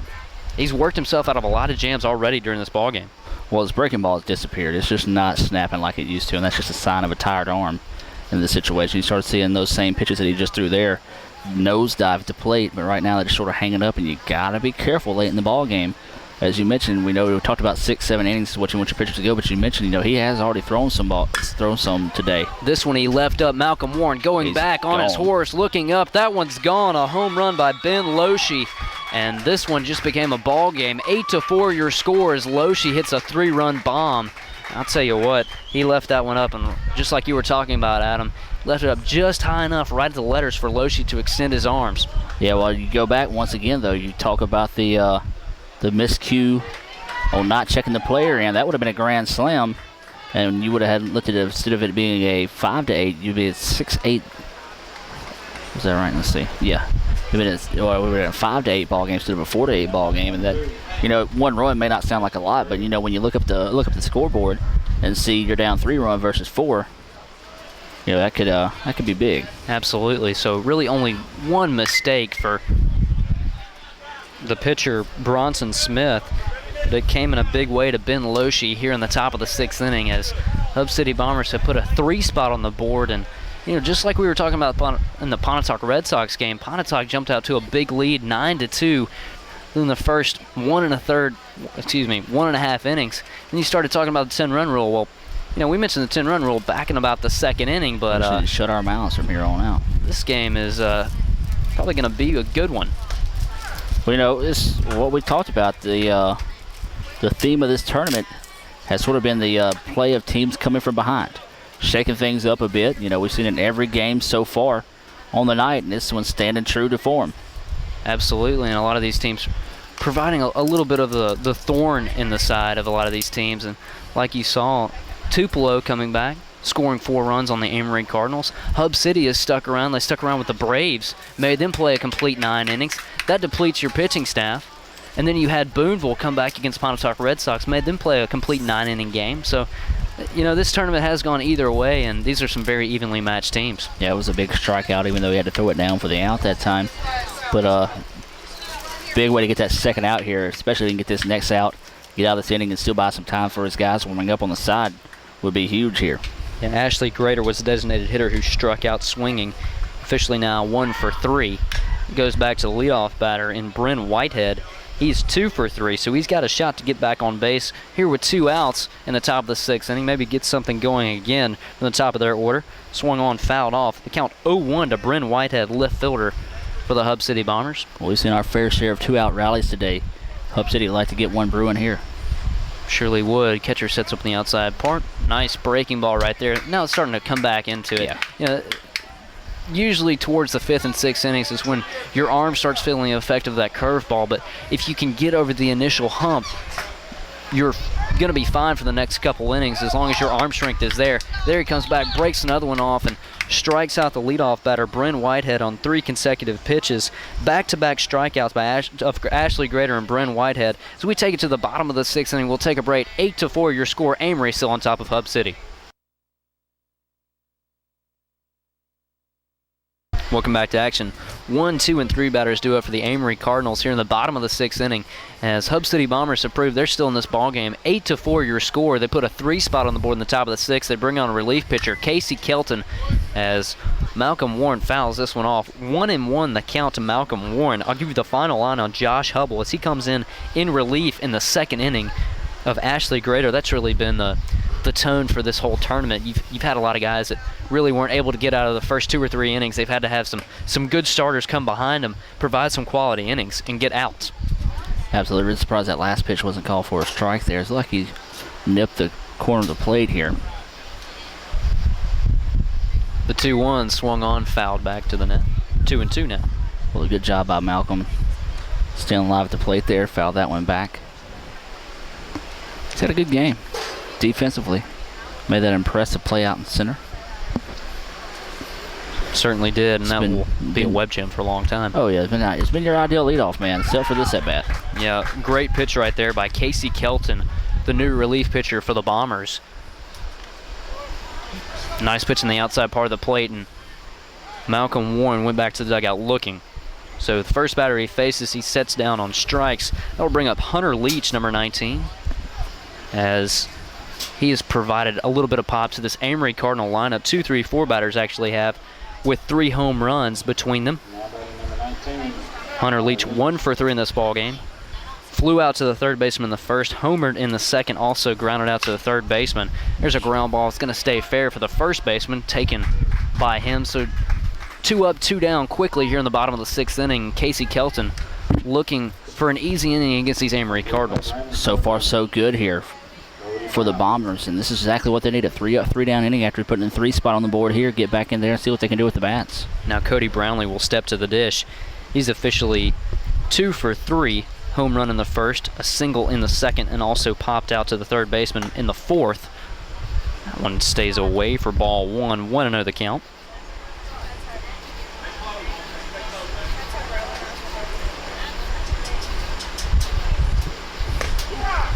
That one in there for strike 1. 1-1 the count to Cody Brownlee. If he were to reach, it would be followed by Jake Sloan. Sloan also a guy that has provided a little bit of pop. Hit a line drive that got out of the hollow. This one fouled off to the net. 1-2 the count on Cody Brownlee. So Casey Kelton providing some good innings of relief right here. He's come on 2 up, 2 down. Now he's 1 strike away from getting out of this inning unscathed. You really have to wonder the way he's pitching here early, why he wasn't dubbed the starter of the contest. He's looking impressive here with the early start. Yeah, it could be one of those situations where this one, ground ball through the foreside, and didn't get the hop he was looking for. Yeah, second baseman unable to come up with that one. So a 2-out single by Cody Brownlee as it skips under the glove of the second baseman from Hub City. It's a good hit by Cody. He put the bat on the ball and put it where, put it over there in the 4-hole. Should have been a play made by the second baseman, but still good at bat that time. Was able to get on, and now you got trouble.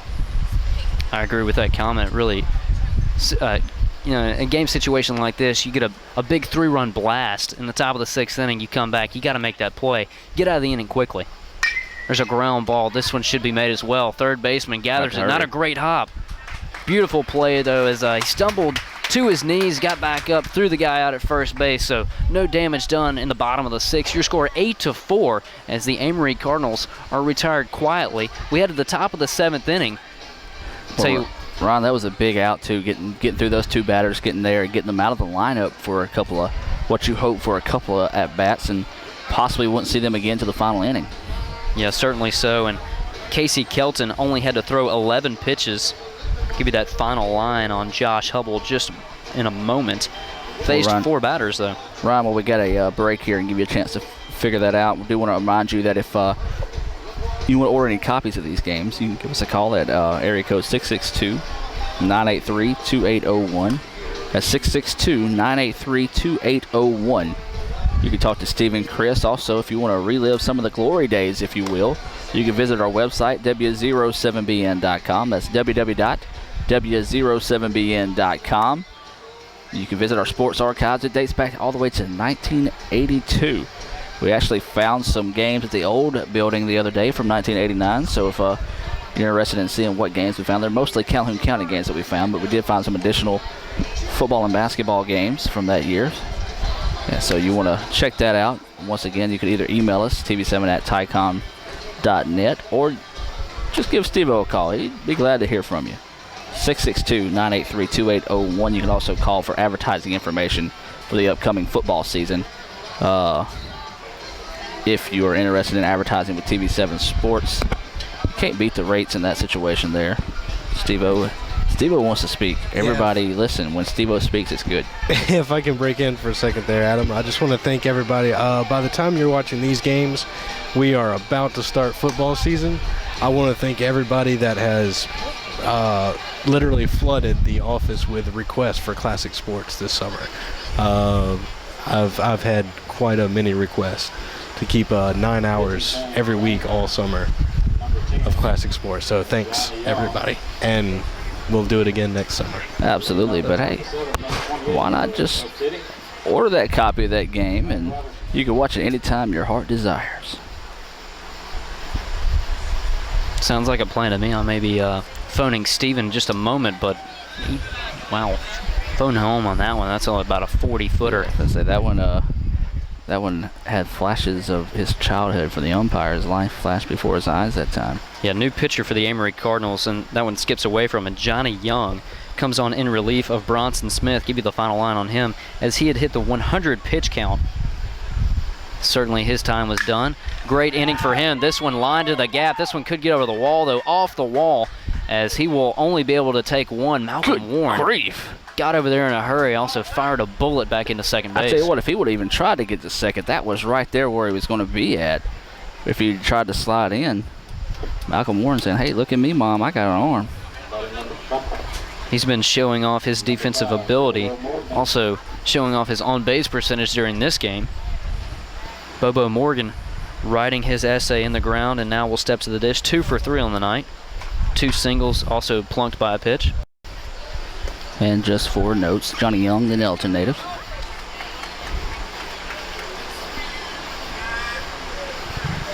I have time call on field. Ryan, I don't think you ever got to give that final liner, did you? I think we interrupted you a while ago, so I do apologize for that. Yeah, I'll work on Bronson Smith in just a moment after this half inning. Common action is having to make a few adjustments over there on first. Nothing we can show on TV. So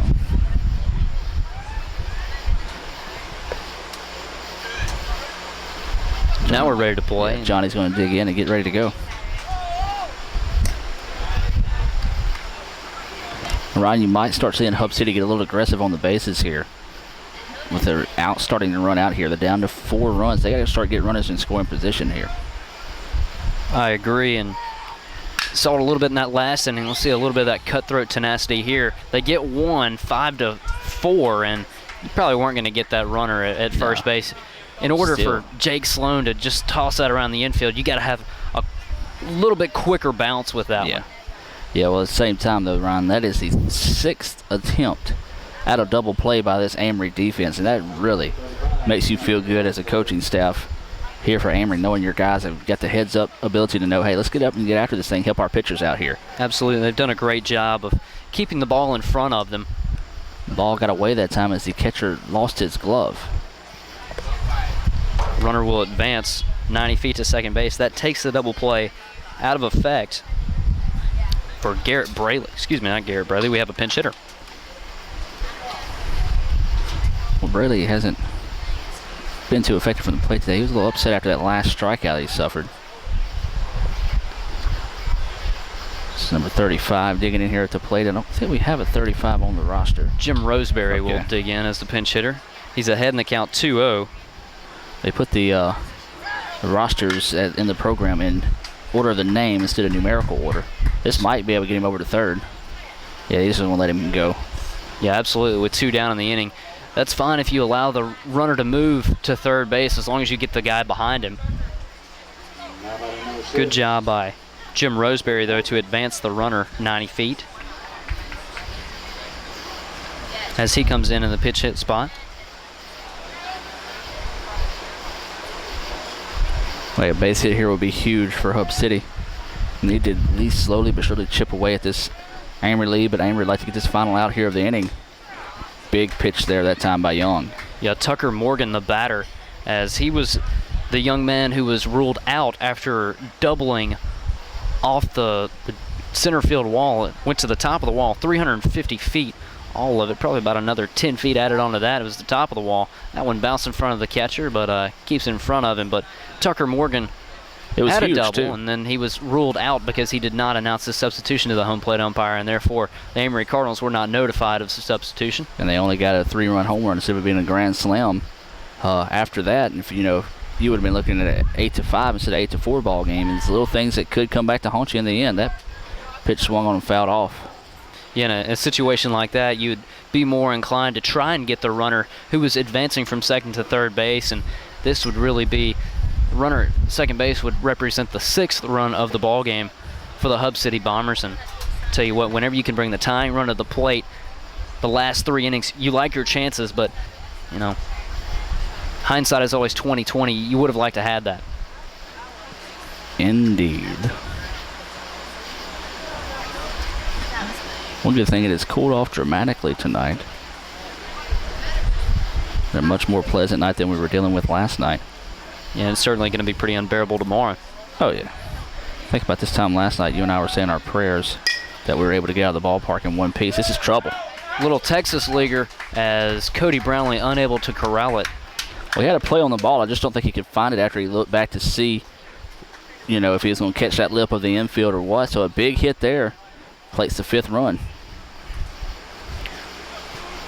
Bobo Morgan scores from third base after moving up on the sac fly to right field by Jim Roseberry.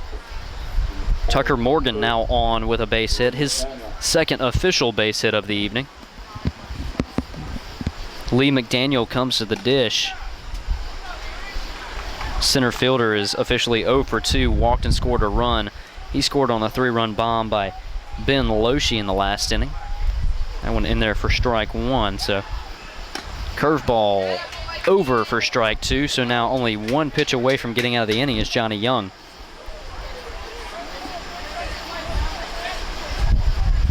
Young would like to get out of this inning with minimum damage done here.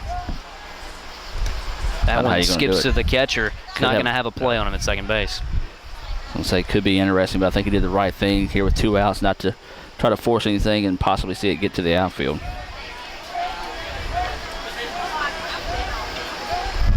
Yeah, you want to try to stop the bleeding in situations like this. 8-5 ball game. You get 1 more runner on base, you bring the tying run to the dish. Curveball stays high.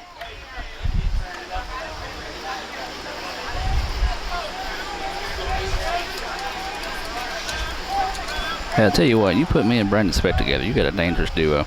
He's updating his blog while we're here. You have no idea how accurate that statement is. That one stays low and away.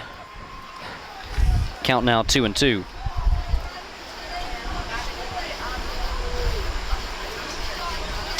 Once again, it's been a long day at the ballpark, getting geared up for another one tomorrow, so you guys want to stay tuned for future baseball action here on W07BN as we are in the Senior Legion State Tournament. That pitch on the outside for a ball. 2-out walk issue there. Now you got runners on first and second. And now, Ryan, you talked about the tying run coming to the plate here. Yeah, Justin Lee will step to the dish. He's been on base all 3 times tonight as well. A single back in the 2nd, reached on an error in the 4th. Also walked and scored a run back in the 6th inning. He's a big boy, so if he gets a hold of something, he could do some damage. Justin Lee. Lee would be followed by the man of the hour, Ben Loshi, who had a 3-run home run to right center field. The wind is picking up and now it's blowing out of left. First pitch coming from Johnny Young. The outside part of the plate, 1-0 the count. I don't know if I'd rather work him on the inside here.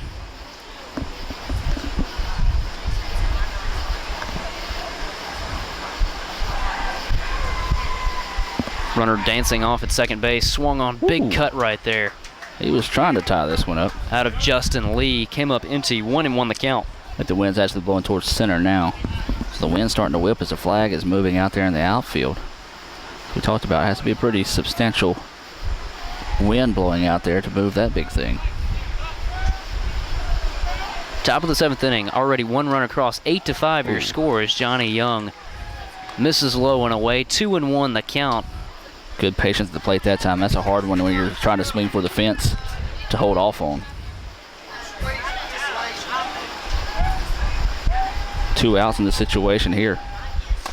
One stays high, 3-1 the count. And Adam, this is a situation where you have to come to the batter with a good pitch. You don't want to load the bases, especially for a guy who hit a 3-run home run in the top of the 6th inning.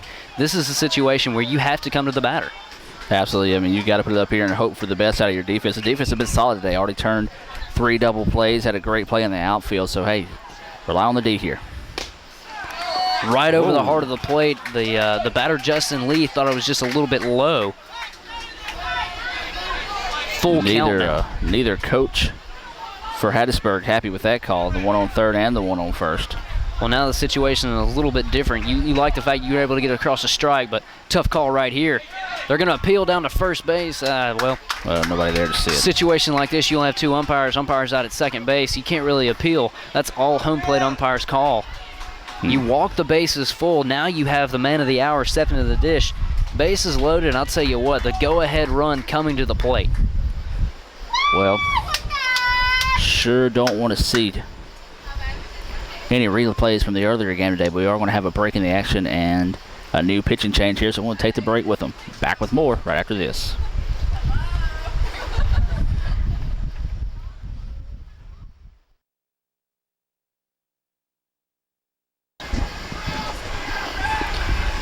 Ben Loesch steps to the plate with the bases juiced here in the top of the 7th inning. Payoff pitch coming. That one stays high as we have a new pitcher on the mound. Hunter Leach comes in from right field as he takes over from Johnny Young, who last 2/3 of an inning. Faced 6 batters, walks 2, and allowed 2 hits. Every runner on base belongs to him as he's already seen one of them score. 8-5 your score. That one stays high. 2-0 the count now to Ben Loesch. He hit a 3-run home run in the last inning. That one stays high as well. 3-0 the count. And Adam, this is one of the hardest situations to be called upon in relief, especially from out of the field. You don't have time to really warm up. Yeah, so you got bases juiced, 2 outs here. Not the spot you want to be in. The 3-0. That one right over the heart of the plate. 3-1. Now you come with a tough situation because you've got to slow it down almost as much as you did that 3-0 pitch. Loesch's going to be looking for a fastball. Oh, yeah, he's going to be sitting on it and licking his chops. The 3-1 delivery. That one stays high. Got a little bit too far underneath it. As he walks in a run, that will be accredited to Johnny Young. As Tucker Morgan scores from third base. Lee McDaniel at third, Justin Lee at second base, Ben Loesch at first. That'll bring up Ashley Grader. And Adam, this is really coming full circle because Grader was the starter for these Hub City Bombers who really got ripped in those first 2 innings. Now he's got an opportunity to put his team on top for the first time in the ball game. 8-6 ball game. You've got 2 down in the inning, but the bases are loaded. If you get a base hit to the outfield, this game could be tied. Yeah, you go back and look at it, man. How huge was that miscue by the coach not to check his player in as that wild pitch gets away? I mean, you're looking at a 1-run ball game right now. Absolutely. Luckily for Hub City, it is still only the top of the 7th inning. You've got 7 outs to work with. You're in a great spot in this situation as well because Hunter Leach has been called upon while he's been in right field to come on and do something that's very tough to do, and that's pitching relief, especially after you've had a tough time closing the door during the inning.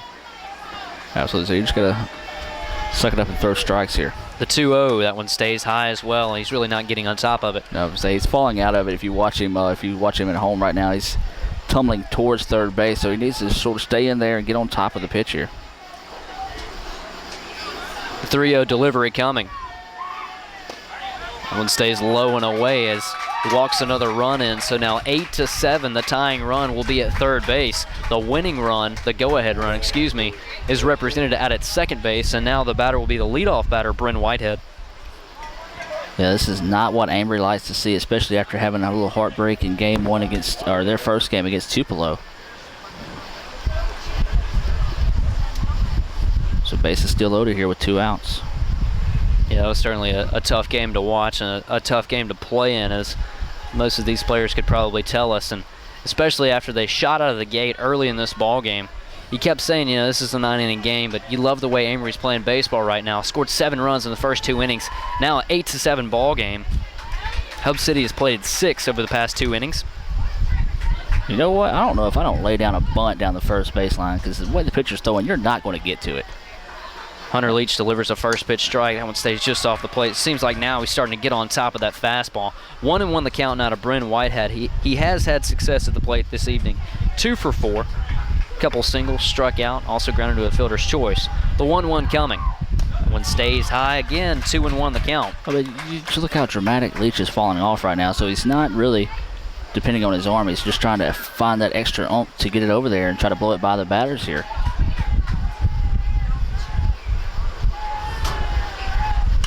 This one fouled off, and I'll tell you what, Bryn Whitehead really helped out Hunter Leach with that. Yeah. So that was another pitch. He didn't tail off as much, so it did stay remotely close to the strike zone. So, but now Leach, you still have a 1-run lead. You've got a 2-2 count. You can come with something here. The 2-2 swung on, fouled off. I could have made a play on that one. I couldn't have. That was depending on you. That one fouled off as well. So now Hunter Leach in a good spot. Bases juice for Hub City. 8-7 ball game. Here it comes. Got him. Outside part of the plate. Beautiful pitch on the painted the black, and Bryn Whitehead goes back to the dugout watching that one. Adam, situation like that, you got to swing the bat. However, Hub City does get 3 more runs back on the board. This is an 8-7 ball game. Huge strikeout there. Some of the fans back in the back didn't like that one too much, but he's been calling that corner pitch all night, so you've got to swing the bat. That's one thing I talked about. You know, when they get in certain situations, they seem to just like sit back and watch. And granted, you know, they did put some runners on via the walk in this situation, but not what you like to do with the tying run on third, go down looking. Absolutely, but a great job right there by Hunter Leach. We know that that's always a tough situation to come in. Not trying to make an excuse for him, but to tell you the truth, that's one of those situations where you actually don't see it a lot at the college level. The only instance I can remember, Stephen Head used to play first base for Ole Miss. He would be called on in relief. He would come in and play. He would come in and pitch. Brian Petway as well. But, you know, that's one of the situations you're not going to see in later on stages. Yeah. Only in situations like this, Senior American Legion Baseball Tournament, are you going to be called upon from playing in the field to come and pitch from a position. We've seen a lot of guys do it today. We'll see a lot of guys do it tomorrow. Absolutely. I mean, especially in the what we'll refer to as the third day of the tournament. You know, you're going to have teams having to save arms just in case they make it that championship game, or if they're forced to play another elimination game. So you're going to see a lot of coaches sort of putting the game plan to the road here and seeing what they can come up with, saving pitches, saving arms, because you don't want to get in a situation where, you know, you've got a team sitting there waiting on you in the championship game with full arsenal of pitching waiting for you, and you've got one guy that has thrown, you know, hasn't thrown or has maybe a day's rest with, you know, 5 innings pitched on that same day. Absolutely, and you really can't blame this Amory coaching staff for kind of holding some of their pitchers back, seeing how far they could take it to the limit, because, you know, with an 8-1 lead heading to the top of the 6th inning, even to the top of the 7th, you thought, you know, this is still a great opportunity. We can have a great staff come back tomorrow, win this elimination game. We have new life tomorrow. Maybe get to the house early tonight, get some good rest, and now these Bombers have made a name for themselves and kind of still a thorn in everybody's side. Yeah, I can say we kind of wrote them off early, the way they jumped out to that quick 7-0 lead in the bottom of the 2nd. And once again, we talk about the theme of this tournament has been battling from behind, and Hattiesburg has done it. Hats off. Tyler Aldridge, one of the 4 who has homered for the Amory Cardinals in this ball game, leads it off here in the bottom of the 7th, and he's hit by the first pitch he sees. And that was certainly not what pitcher Casey Kelton wanted to do with that, because you're about to give up some of those runs your team just put together for you. Yeah, I think they need to give him a chance to walk down and sort of catch his breath. I thought that one actually came in and caught him in the face, but he turned his head quick enough to the side and took it off the earpiece. So now Tyler Aldridge hit by the first pitch he sees, and then Tyler Pounders. But I was just saying, that was certainly not an intentional hit batsman by any means. Looks like he was showing bunt that time, so Ryan, you may start seeing these two teams, you know, back against the wall here, manufacturing some runs. I would completely agree with that. That one right down the heart of the plate, 1-1 the count, because in this situation, you're looking towards the bottom part of your order. If you can get some of these table setters on base with 2 outs and get back to the top of that order, you can start manufacturing some of those runs. 1-1 the count to Tyler Pounders. Jammed him. Yeah, he had a good idea right there. Try to inside out that one. 1-2 the count now to Tyler Pounders. Officially 0 for 3 on the day. He has reached base twice, though. Yeah, that's what shut about the main thing, getting on base, giving your team a chance to score some runs.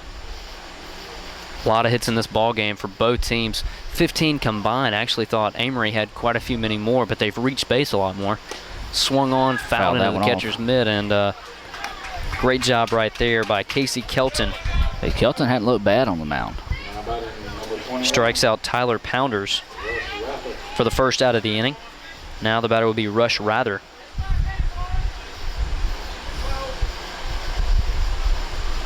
Rush on the evening, officially 0 for 2. That one right down the heart of the plate, and He's upset with himself not swinging at that one. Kelton's doing something that Amory pitchers had a problem with, and that was throwing the ball down the middle, just locating. The 0-1 coming. There's a ground ball to the third baseman. Bobbles this one. He will be on first base safely. Great job right there to hustle down to first base. Third baseman, I think he took his eye off the ball just for a split second as he was watching the runner, seeing how long he had to try to get that throw over to first base. Well, you credit the guy hustling down first. You got to credit the first baseman also coming off the bag and pretty much putting his body in front of the ball to keep it from going by and keeping the runner at second. If he doesn't get the glove or get the body in front of that ball there, it rolls by him, and you've got possibly guys on second and third, but for sure a guy on third in that situation. Luke Hargett will now come to the plate. 1 for 3 on the evening. Bounced into a double, lined into a double play his last time up. Struck out in the second, but singled back in the third inning. Hargett now comes up to the dish with 1 down, runners at first and second base here in the bottom of the 7th inning. Amory looking to answer the 3 runs that Hub City has put on the board. Actually, really the 6 runs that Hub City has put on the board in the past 2 frames. Absolutely, and that's the reason why we say you play all 9 innings, because this has really been a flip-flop of how the game started. Amory came out red hot, and now the Bombers have gotten hot in this contest. Swung on and missed. 1-1 the count as Hargett looking for the whole thing. He would be followed by Devin Moore, barring a double play. Devin Moore 0 for 3 in this ball game. Has reached base on a hit by pitch. A lot of guys plunked by pitches today. The 1-1 coming. Swung on, foul back to the net. 1-2 the count. Well, none more nasty than that last one that we saw the lead off the inning.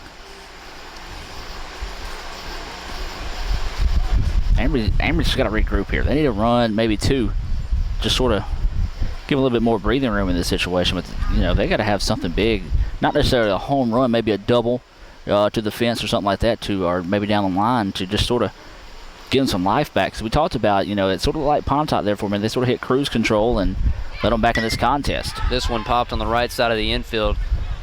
Still unfair territory. First baseman had some problems getting underneath that one, but does camp under it, settles it for the out. So 2 down in the inning now as the batter will be Devin Moore. Well, Moore needs to keep things alive here.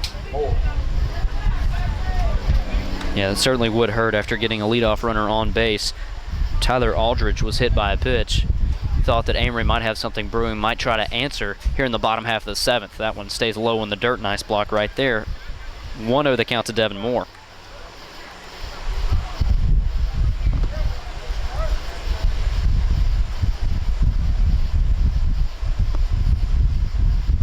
Casey Kelton delivers. Nice pitch. Big cut right there. 1-1 the count.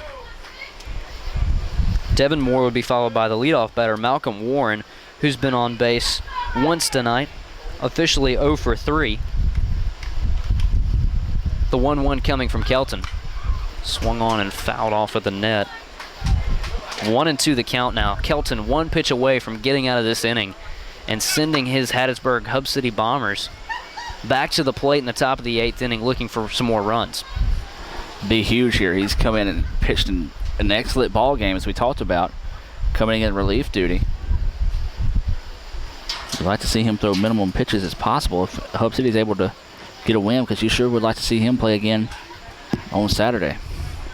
Yeah, the problem that the Bombers are going to run into is they really don't have much pitching left. Yeah. If they do, in fact, squeak past Amory Cardinals in this game.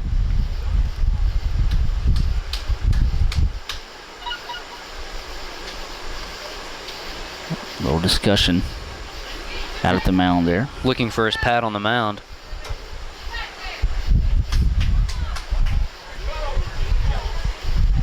Now we're set. Casey Kelton. 1-2 now. Devin Moore swung on and missed. Casey Kelton gets out of the jam.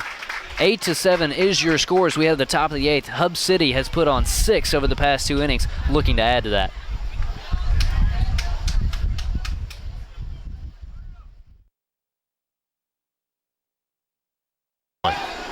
Zach Robertson, Bobo Morgan, and Jim Roseberry, the batters due up here in the top of the 8th inning, and we're going to have time on both ends, which is perfect because we're kind of running out of tape here.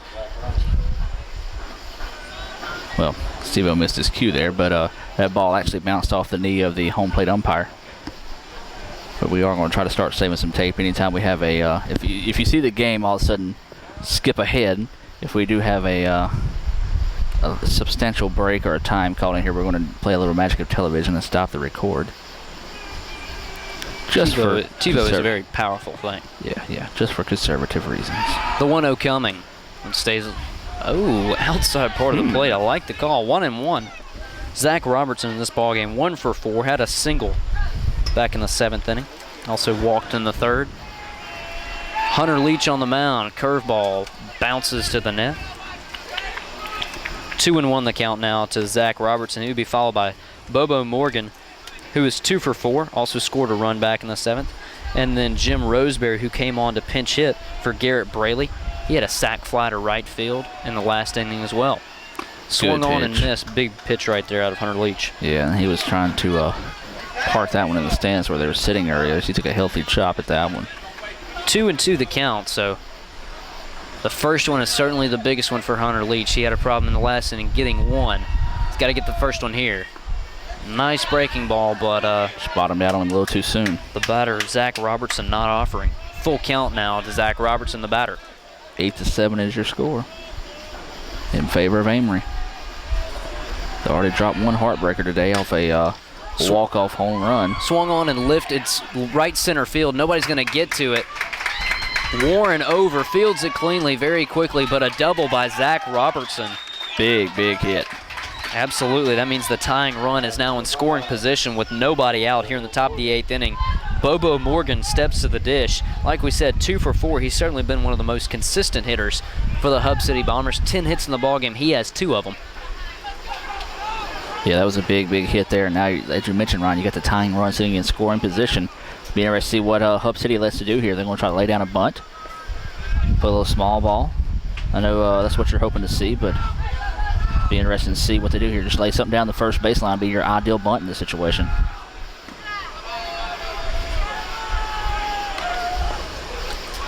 That one inside for ball 1. 1 to the count to Bobo Morgan.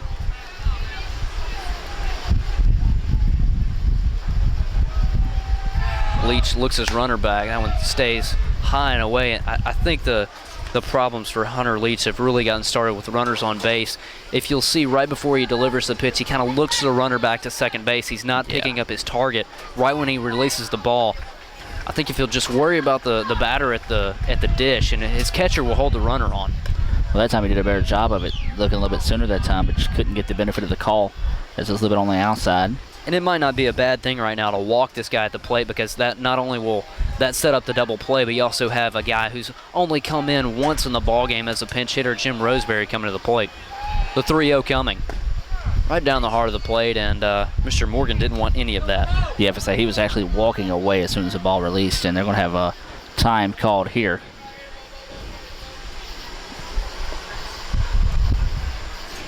By the magic of television, you didn't have to sit through that 20-minute wait. Absolutely, and quick flash forward. 3-1 now. The count, swung on, lifted. This one will get foul, though. Hopefully get foul away from the Toyota. Well, now the count is full after Hunter Leach fell behind 3-0. He's worked it back to a full count. He has to come to him here, though, and Bobo Morgan is 2 for 4 in the evening. Big pitch right here. This one ripped down the left field line, going in for extra bases. The tying run will score as Bobo Morgan goes into second base with a stand-up double. Beautiful piece of hitting right there. He's going to try to go to third now as he couldn't hit the cutoff man from left field. Great job, great heads-up base running by Bobo Morgan, and these Bombers from Hattiesburg are definitely back in this ballgame. 8-8 your score, still nobody out, and the go-ahead run standing at third base. Yeah, not what you like to see. You want to take care of your P's and Q's in this situation and not have that bad throw back in to allow the runner to advance even closer to home. Runner at third base is Bobo Morgan. Zach Robertson scores easily from second base on a shot down the line. One of the better pieces of hitting we've seen all evening long. Jim Roseberry, the batter, fly ball like he had his last at bat, will score the run. That one over for strike one. Good job by Hunter Leach. He just wanted to get ahead on the next guy. Sure, the damage has been done, but this is still anybody's ball game. So it's a tie ball game. Got a whole new ball game here, so just go after the batter and take it one pitch at a time. The 0-1 coming. Nice breaking ball right there, actually. Just need to hang up just a little bit further outside of the plate. 1-1 the count to Jim Roseberry. He would be followed by Tucker Morgan, who has doubled and singled both times up in this ball game. Good job blocking that one up that time. 2-1 the count. So Tucker Morgan, he's 2 for 2. Then he'll be followed by Lee McDaniel, who has reached base 2 out of the last 4 times. And then Justin Lee, who has also reached base all 4 times tonight. So it's not going to get any easier for Hunter Leach after Jim Roseberry. The 2-1 swung on, fouled off to the net. 2-2 the count. Good pitch that time. Got him inside, jammed. So he was looking for something over the heart of the plate that time. He took a healthy chop at it, and he's actually taking some pretty healthy practice swings. So he's got one thing on his mind here. Something off speed might really screw him up. Hunter Leach ahead of the batter, 2-2. He's fought back in the count.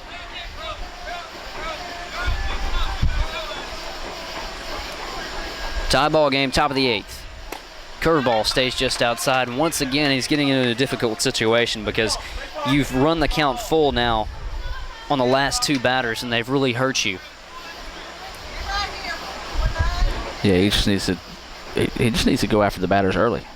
He puts himself in too much of a tight jam, and he's able to get ripped, and there's another shot. Yeah, this one ripped into left field, a single, and that will score the go-ahead run from third base as Jim Roseberry comes up big for the Hub City Bombers. And just like that, this game is really unraveled for the Amory Cardinals. They got up big 7-0 in the first 2 innings, and since that time, it's just kind of unraveled. They've only scored 1 run since the second.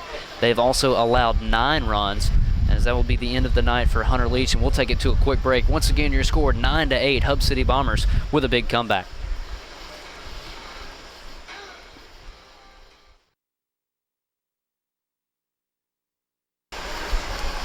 New pitcher in for the Amory Cardinals, number 27, Sam Summerford. Actually the catcher earlier in today's ball game, being called on here in much cooler climates, but a much tougher situation. Actually, they're putting him right into the fire. 9-8 your score, as the Hub City Bombers have scored 8 runs over the last 3 innings, and nothing can really stop the bleeding for the Amory Cardinals right now. Sam Summerford comes on after Hub City has already scored 2 in this inning. There's nobody out. Runner at first base, Jim Roseberry, who just had a single through the left side, which allowed Bobo Morgan to score from third base. That's why your score is 9-8. Hub City up. This is the batter Tucker Morgan, who's 2 for 2 ever since coming into this ball game back in the 6th inning. One thing you got to do, you got to lean on your guys. Say, guys, listen, we got solid defensive play all night. Just put the ball over the strike zone. Let the guys make the plays behind you. Yeah, this has really been a tale of 2 different ball games. The first one up until the 5th. After that, everything fell apart for the Amory Cardinals. It's been all in the favor of the Hub City Bombers. You know, you go back to that pitching change. It's the young man's name that came in for Hub City. He's come in and kept him pretty quiet, only allowed 1 run. Casey Kelton. So, you know, he's done a good job and done his job in relief. This one catches the inside part of the plate. 1-2 the count. 2-1 the count to Tucker Morgan. He will be followed by Lee McDaniel. Nobody out in the inning. Sam Summerford, the new pitcher. The 2-1 swung on, lifted into right field. Right fielder coming over, settles under it for the out. First out of the inning. That's certainly the most tough for, especially for this Amory Cardinal team over the last 3 innings. But they do get the first out. Now that'll bring up Lee McDaniel. You know, you got to be able to breathe easy now if you're Amory. Like, all right, guys, you know, we got to pop up, see the defense is still there. Let's go after them. Certainly is. Lee McDaniel will then be followed by Justin Lee. McDaniel struck out in the 2nd, flied out in the 4th, walked in the 6th, scored later that inning, walked in the 7th and later scored in that inning. He's been on the last 2 times, and then the man behind him, not too much luck with him either. Justin Lee has been he's been on base all 4 times he's been up to the plate. Little meeting of the minds. Make sure everybody's on the same page whenever it comes to signals.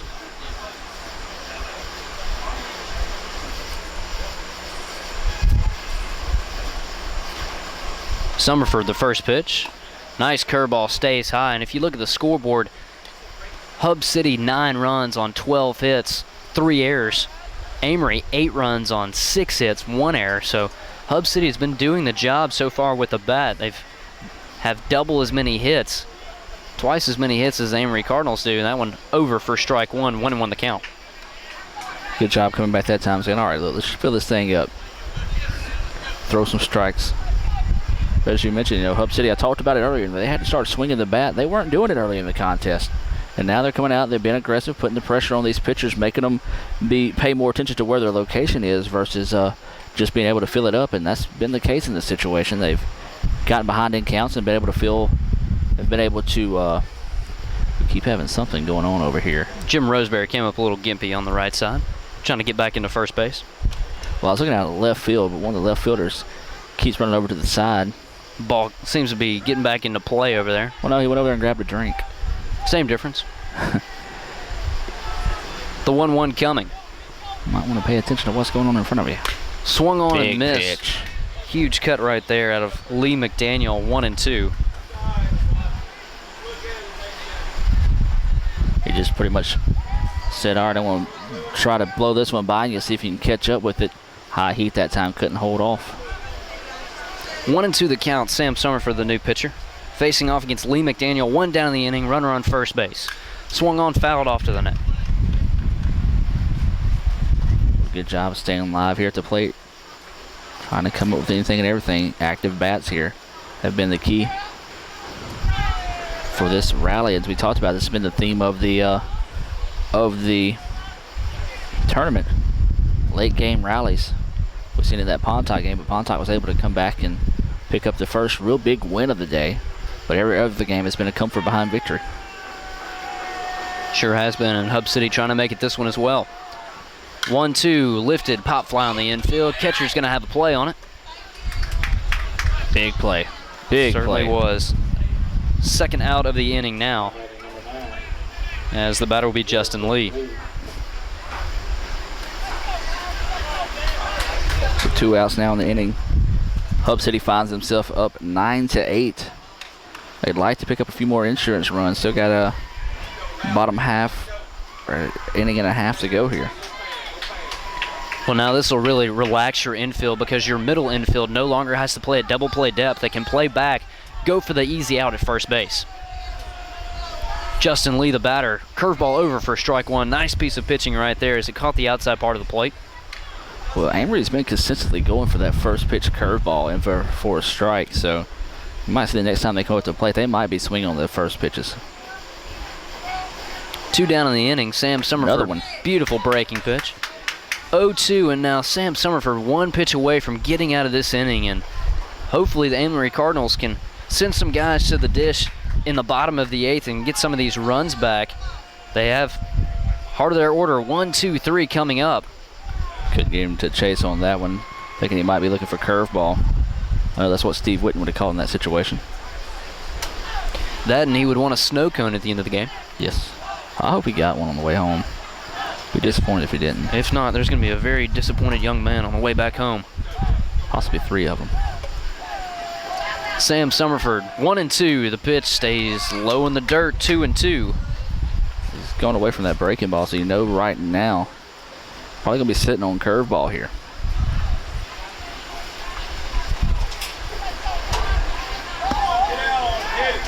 Justin Lee, if he were to reach, followed by Ben Loshi. Curveball it was, hit it straight away center as Malcolm Warren is there to gather it. As we head now to the bottom of the 8th, your score 9-8. Hub City completes the comeback.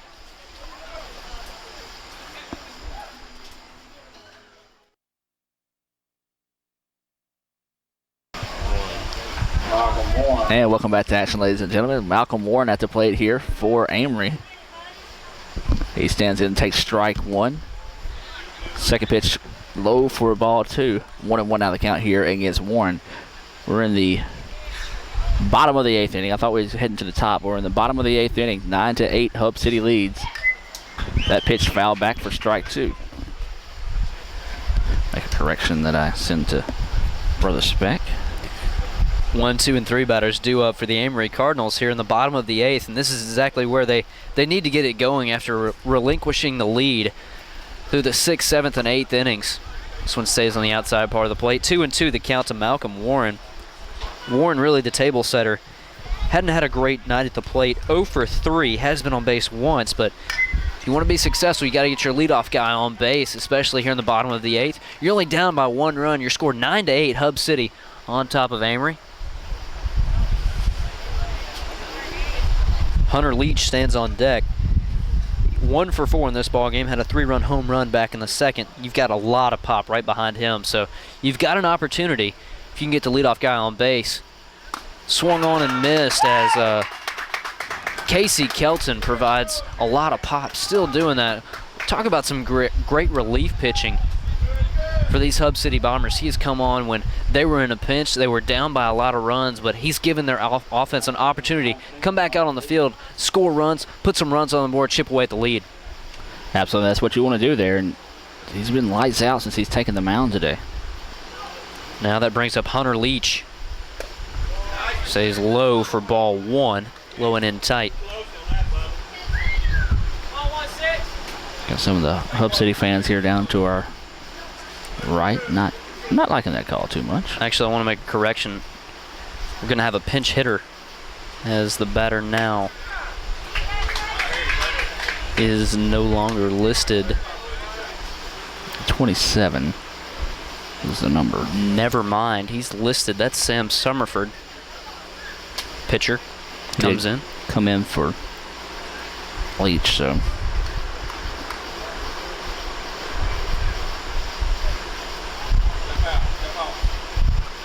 Little confusion all the way across the field now as the pitcher keeps looking behind him. Out towards center fielder. The center fielder sort of held up his hands like, hey, what have I got to do with this situation?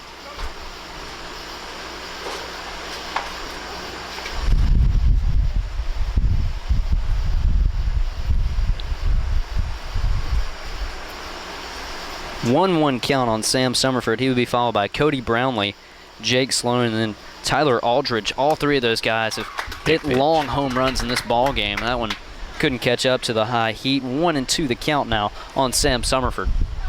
Big pitches, the wind starting to pick up here once again, blowing to center. Sort of shifting now towards left, so it's blowing out of the ballpark. The 1-2 count swung on, fouled off. Ooh, that hit vehicle. That one's going to leave a mark. Oh, I'm hoping that's not mine now that I think about it, because that bounced off pretty hard. It did. I'm thinking it might be the back of that truck over there. Well, let's hope so. Oh, it's just not yellow. The 1-2 coming. Swung on and missed as great pitch right there by Casey Kelton. Sam Summerford down on strikes. Now 2 down in the inning here in the bottom of the 8th. That was huge there that time. Big strikeout after you got hit pretty hard. That last pitch just went foul. Came back with the same pitch, just a little bit higher out of the strike zone.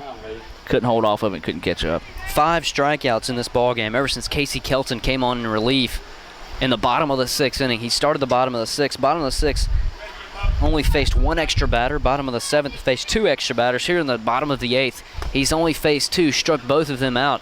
Now you're starting to see the meat of this order starting to falter a little bit for the Amory Cardinals. If he can get Cody Brownlee out and split up these big hitters, you certainly like your chances in the bottom of the 9th. Absolutely, but right now it's for Amory. You got to rely on these big guys. You know, you don't necessarily need a long ball, but you'd like to see one here. But you can't make a mistake to give them anything they can hit in this situation, because we've already seen them be able to park one out there, and a big long ball would be huge here. Yeah, bad thing about Casey Kelton now is he's fallen behind 2-0 to Cody Brownlee. Just about any other guy on this team, you'd say, all right, you fell behind 2-0, you got to come back with a fastball. Can't necessarily come back with a fastball against Cody Brownlee. Let's see what he's got to offer.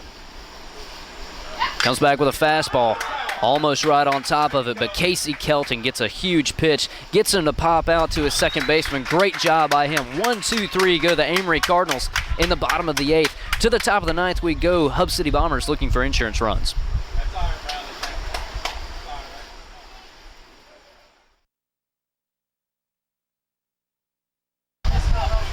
Hub City Bombers looking for insurance runs.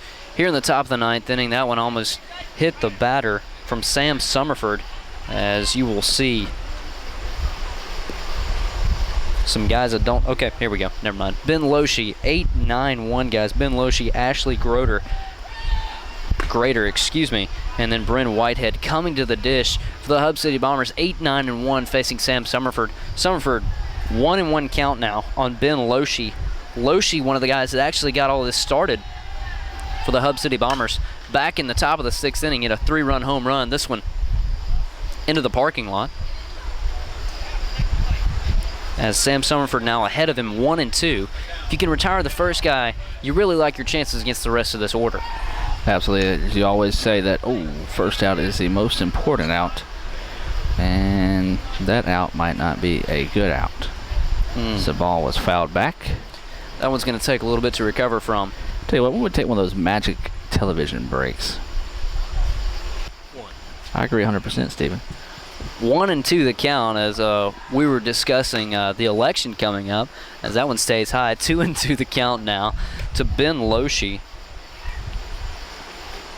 Ashley Grader stands on deck. Guys, it's going to be a quick turnaround tomorrow for whichever team gets out of this game. So it's been a battle. Getting close to about 10 minutes after 11 here at the Hollow. So yes, these teams are going to have to turn around pretty quick, as that was borderline, but rings him up on a nice pitch by Sam Summerford. I think that one is a late night strike out there. Ashley Grader now steps to the plate. He is officially 1 for 3 on the evening. Grounded out to the third baseman in the third. Singled back up the middle in the 5th. Struck out in the 6th and walked in the 7th. So now 1 down here in the top of the 9th inning. Amory Cardinals are the home team. They will have one more chance to score at least one more run to keep the ball game going. That one right over the heart of the plate for strike 1. And to tell you the truth, they've really got the part of the order that they probably like to see. 4, 5, 6 guys coming up in the bottom of the 9th. Really haven't been able to muster anything, though, against Casey Kelton, who has been working 3 innings of scoreless baseball. As the Cardinals have been able to get to him a little bit, they've been able to get on base. However, no real big hits like the Cardinals had early in this ball game and like the Hub City Bombers had late in this ball game. Wind's starting to blow in now. 2-1 coming. That one nice. A little bit high. 1-2 the count, actually. Better. Had a little long stare for the umpire that time, so you might see something remotely close. Sit him down. Hub City's got some good turnouts for some fans here. The 1-2 swung on, lifted to center field. Warren only has to go back a couple steps, makes the play. So now 2 down in the inning. So 2 up, 2 down. Great job by Sam Summerford to get the first 2. Now we'll go back to the top of the order in Bryn Whitehead. Got to get this final out here. Just something quick and easy here. Try to get back in here, see if they can't spark a, as we said, theme of this tournament, come from behind victory. Yeah, the 49ers were able to do it to the Amory Cardinals earlier in the day. See if the Amory Cardinals have anything left in the tank, or if Hub City will get the last laugh. And this one kind of went behind him, and he kind of gave the pitcher a little stare there. We'll discuss that a little bit later on. 1-0 the count now to Bryn Whitehead. Officially 2 for 5 on the evening. Swung on and fouled off at the plate. 1-1. He'll be followed by Zach Robertson, who's had a couple hits on the evening. Also Bobo Morgan, who's really been the star of the game for the Hub City Bombers. If you're going to say that, you also have to take into account Ben Loshi's big 3-run bomb that probably got them back in this ball game. Yeah, so that really turned things around, really sort of shifted the way Lady Mo was dancing in this contest. 1-1 count now, 2 down here in the top of the 9th inning. Hub City looking for some insurance. Only have a 1-run lead on the Amory Cardinals. However, they have scored 8 runs over the past 3 innings, and Amory Cardinals have been deathly silent since that time. That one stays just a little bit high, 2-1. I just think they got too comfortable with their lead. They might have, absolutely. Swung on, lifted. This one, if it stays fair, it's gone, but that's going to drift way foul. Actually, it wasn't even close to be gone. I was lying. I apologize. Just hyping it up for TV. Kind of like CBS pumping crowd noise into Colts games. So we ran out of baseballs here. I'm gonna head over to the side looking for some more. We knew it would happen eventually. Yeah, there's been a bunch of foul balls today. Actually looking to wipe off that face mask. I think he got a little bit of dirt in his eyes. Well, they did roll around.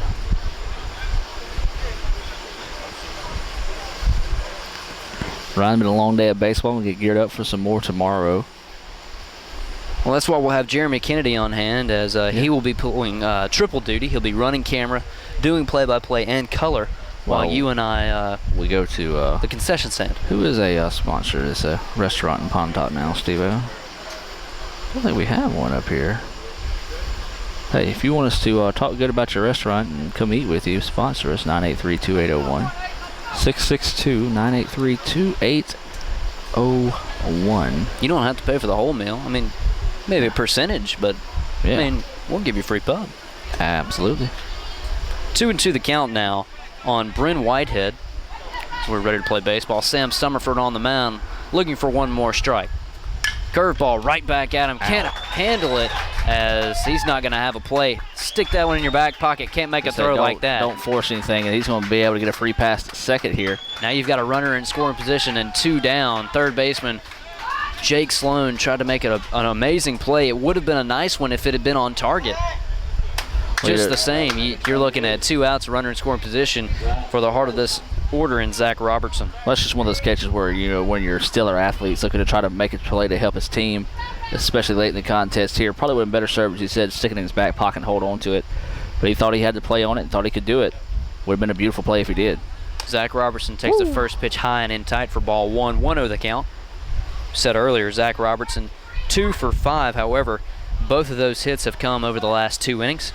Had a single back in the 7th, also a double, which certainly opened the floodgates against Johnny Young back in the 8th. The 1-0 swung on, lifted right at the shortstop. Can't handle it. Drops it right there. So now runners at the corners, 2 down, and hits keep on coming. Now you have a runner only 90 feet away, and it would be huge if you were able to stretch that lead to 2 runs instead of only 1 heading to the bottom of the 9th. Well, you're starting to see the break speak to boys here. If you're an Amory fan. And once again, Bobo Morgan stepping to the plate. Morgan with 3 hits on the evening. Writing his recipe of success. He's certainly done it already. A double back in the 8th, advanced to 3rd on the error.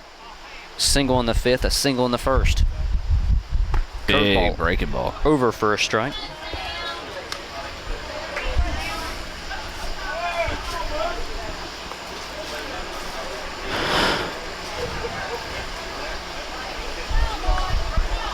Snap throw over to first base, in there safely.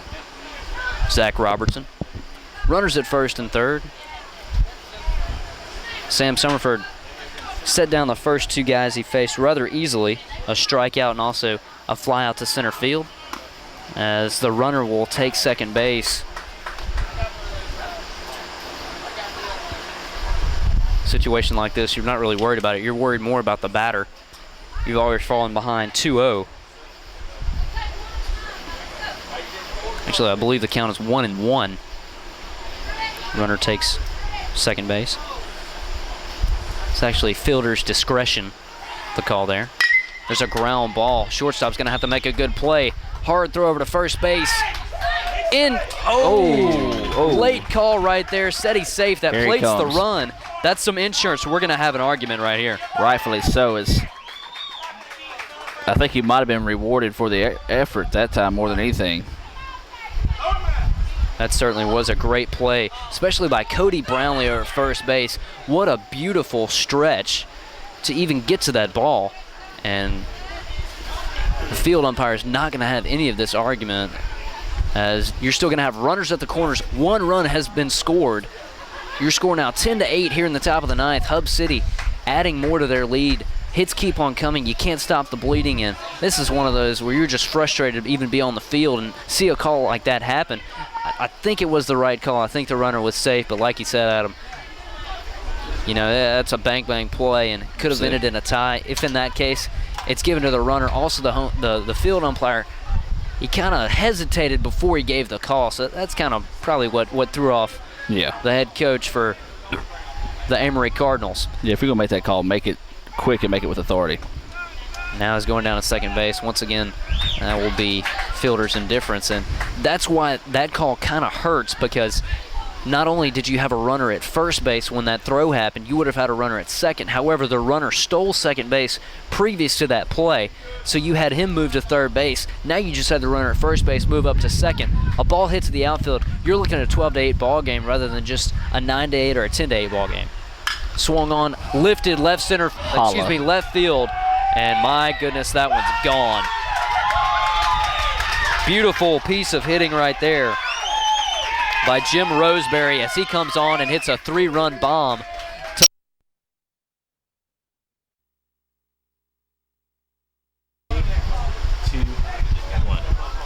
You just witnessed a little bit of greatness. Jim Roseberry with a 3-run home run to left field. 13-8 your score now as the Hub City Bombers trying to break this one open here in the top of the 9th inning. This one fouled back to me. I could have made a play on it.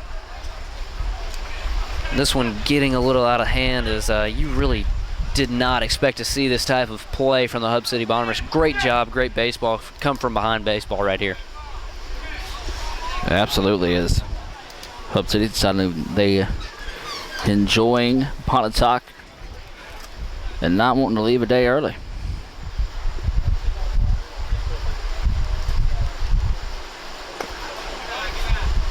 This one stays low.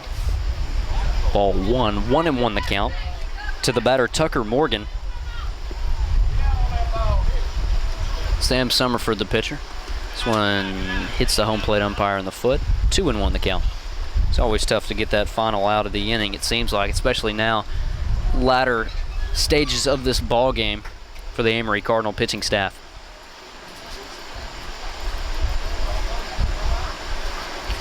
Your score 13-8 here in the top of the 9th inning. Swung on. This is going to do it, we think. Jake Sloan calls off his pitcher, Sam Summerford. Fields the baseball cleanly. That will do it in the top of the 9th. However, not before the Hub City Bombers put 4 on the board here in the top of the 9th. That's going to be some insurance. Amory's going to need 5 runs to even tie this one up in the bottom of the 9th and further extend their tournament play. Absolutely. I mean, you were looking for that insurance runs, and they got a lot of them there. As you said, 4 runs in the top half of the 9th there. That was huge, any way you look at it. Well, at least you have the part of the order that can at least get on base for you, but you're going to need a lot of pop in that order. I'd say if any of these teams could do it right now, it'd either be Amory or Hub City, and Hub City has certainly shown up to play, especially in that top.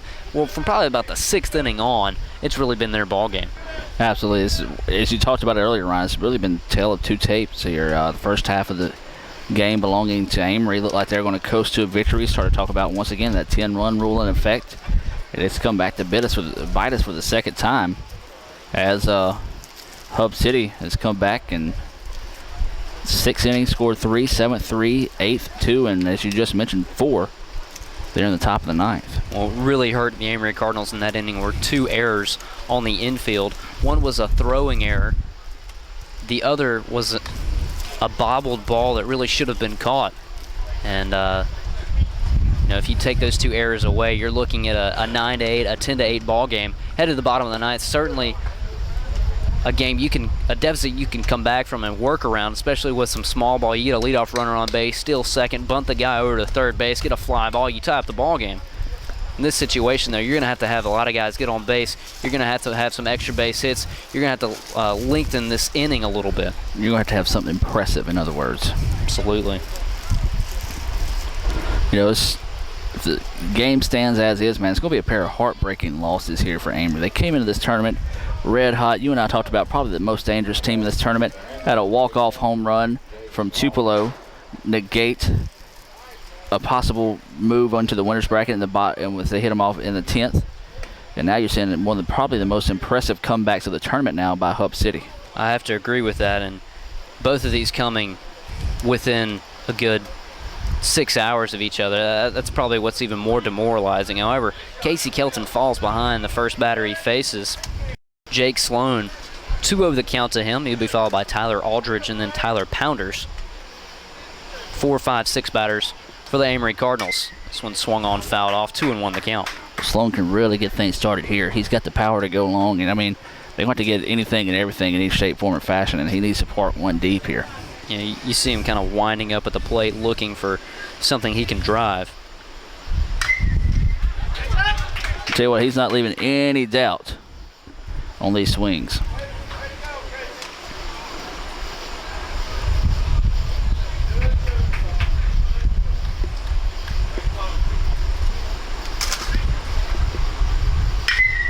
This one ripped to right center field. Off the wall. That will go in for a long single. Hey, that's what it takes. One hit can lead to another, to another, to another. So you got to start somewhere. You got to get 5 here to win it. Final line for Sam Summerford. Last 2 innings. Faces 10 batters, 1 strikeout, no walks. Gives up 2 hits, 4 runs. None of them were earned thanks to the 2 errors in the top of the 9th inning by his Amory Cardinal defense, and they were absolutely untouchable through the first 5 innings. And I got to agree with you, Adam. It really seems like they kind of just came out a little lackluster after that 5th inning, kind of got too comfortable with their lead. Well, yeah, I mean, they had a chance to put this thing away. You know, if they would have stayed aggressive, you know, they sort of, you saw that sort of take the little less seriousness when they exchanged innings, walked to the plate, and they were enjoying themselves. And, you know, hey, that's, a lot of times it comes back and bites you, and this is a perfect case of it here. The 1-0, that one stays low in the dirt, 2-0. And the problem with both of these teams is you're playing until 11:30 at night. You've already run through your bullpen. For Hub City, you've used 3 pitchers up till now. And for Amory, if you're able to come out tomorrow, you've used 4 in this ball game already. That one stays low in the dirt. Casey Kelton suddenly can't find the dish. Red light's going to be on here with a 3-0 count. And same token for Hub City. You want to take care of business now. I mean, you've got a 13-8 lead here, but you've already proven yourself nothing's safe. Absolutely. As you saw yesterday against Boonville, 10-7. It seems like you were just waiting for the other shoe to drop. The 3-0 pitch right down the middle, 3-1. Tyler Aldridge has already homered once in this ballgame. That came back in the bottom of the 6th inning. Well, the winds are picking up, and I'm not liking how they're blowing here. Swung on and missed. Big cut right there out of Aldridge. Takes the count full now, 3-2. He's going to see a pitch to hit, though. You've got a 5-run cushion. Casey Kelton probably going to come with him here. There's a ground ball through the 4-hole. That's going to get through. As the runner's going to try to go first to third, he will successfully. Good job of base running right there. Smart play by the right fielder as well to hold the ball and keep the runner at first instead of putting 2 in scoring position. By Tyler Aldridge. Single through the 4-hole. Going from first to third. And you've got a runner only 90 feet away. So we're going to have a quick meeting on the mound. Probably won't be quick now, they say that. Well, actually, I think they're going to make a change here. We will have another pitching change. While we do that, we'll take a quick break. Your score 13-8. Amory looking to come back in the bottom of the 9th.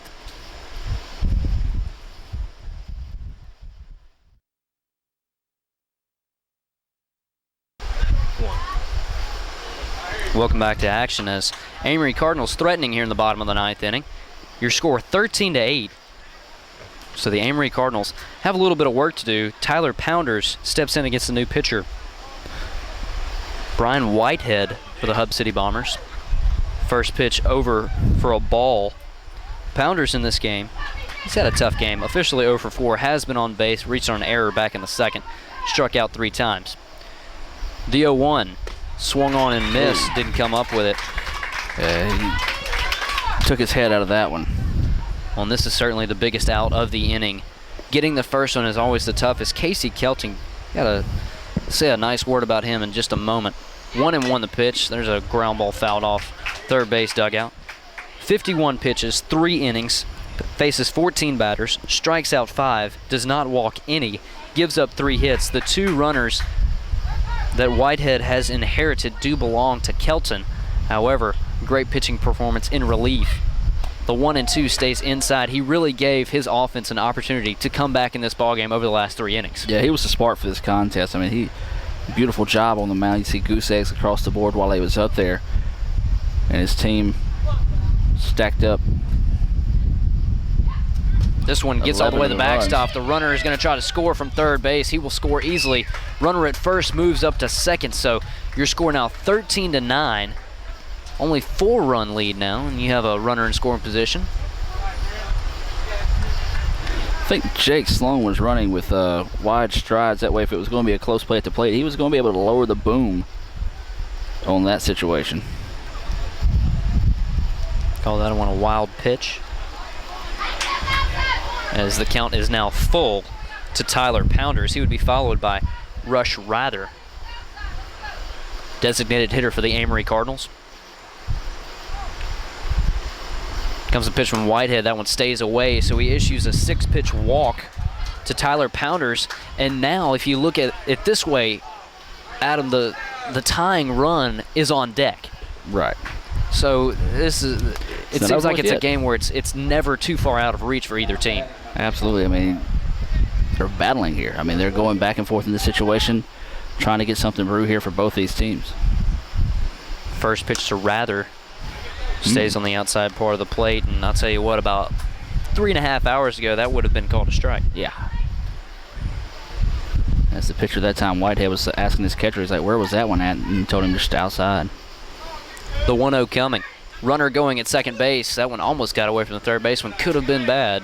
However, runner moves up 90 feet, so you've got runners at the corners now, and the 10th run of the ball game for the Amory Cardinals, only 90 feet away.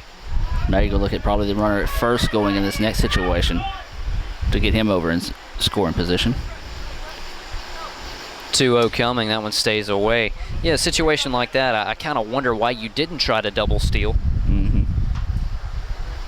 May have just been a missed signal there. Yeah, 3-0 count now. You got to be thinking he's getting the red light here. You certainly want to load the bases, bring the tying run to the plate. That one over for a strike. If you load the bases here, you bring the tying run to the plate in the form of Luke Hargett, who has had a tough day at the plate, 1 for 4. However, he did start the game in the first game. That was a nice pitch. That was right down the heart of the plate. Good pitch that time. He thought he was heading down the base. That one comes right across the knees for the strike. Big time battling back here after a 3-0 count. Number 7 batter, Rush Rather, for the Amory Cardinals. You think they can get it back to the top of the order, you got a chance. No outs. Runners on the corners here for Amory. Batter calling time.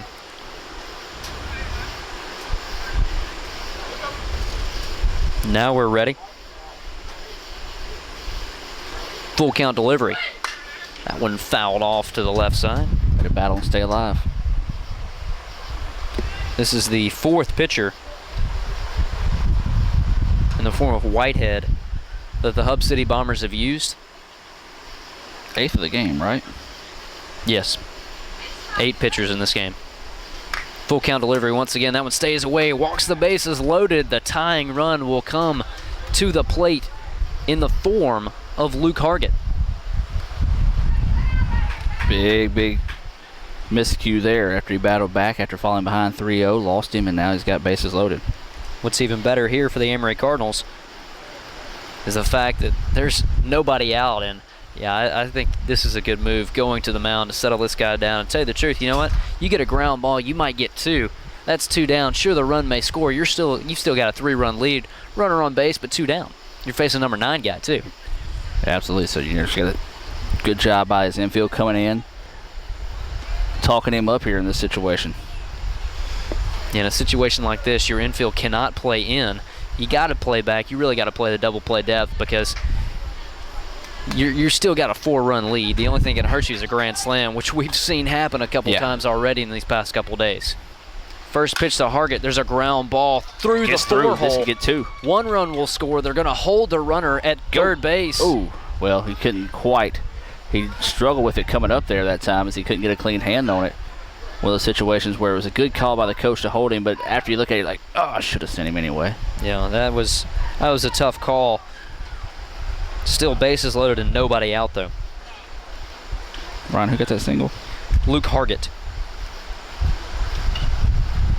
Now that will bring the number 9 batter, Devin Moore, to the dish as we're going to have a pitching change. So we'll take a break. Your score 13-10. Amory Cardinals knocking on the door here in the bottom of the 9th.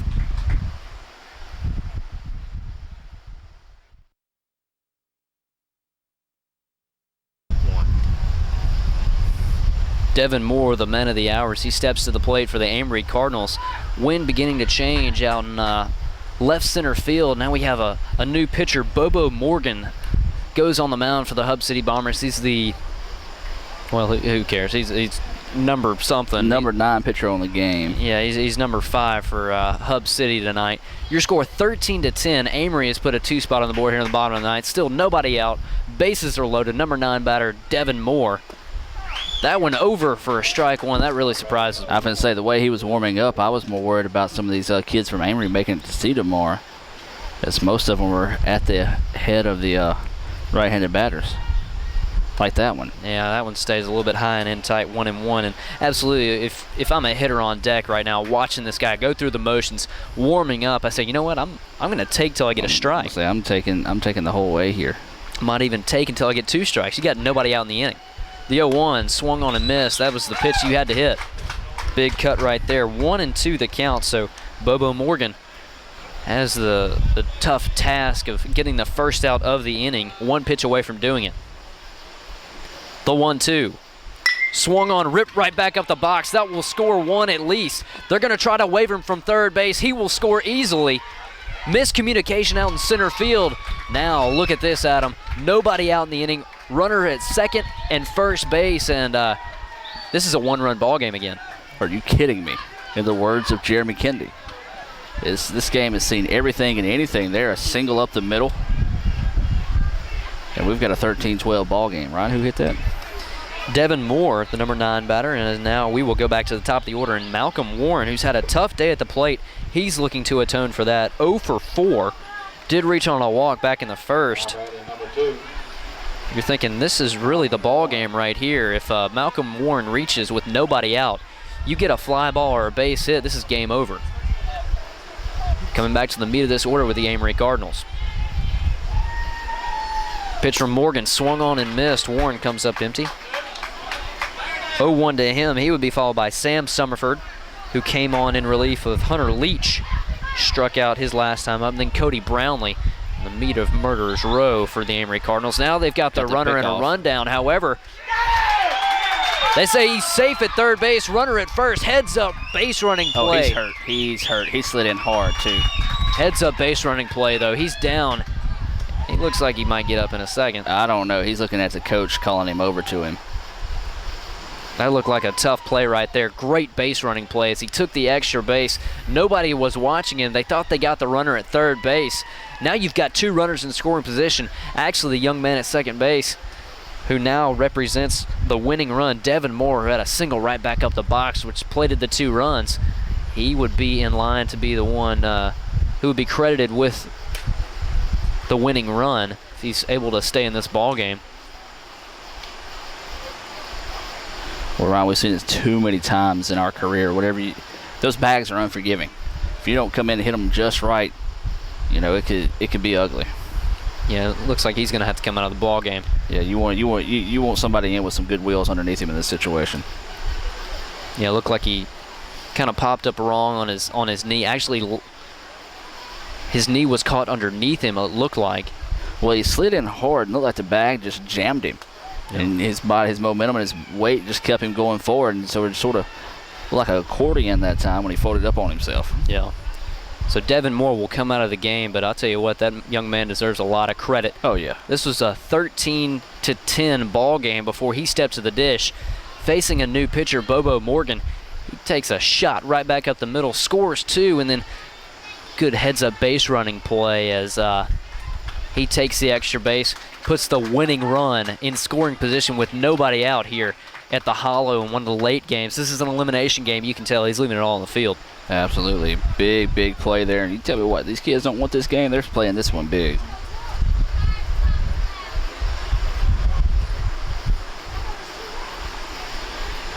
We'll have a pinch runner at second base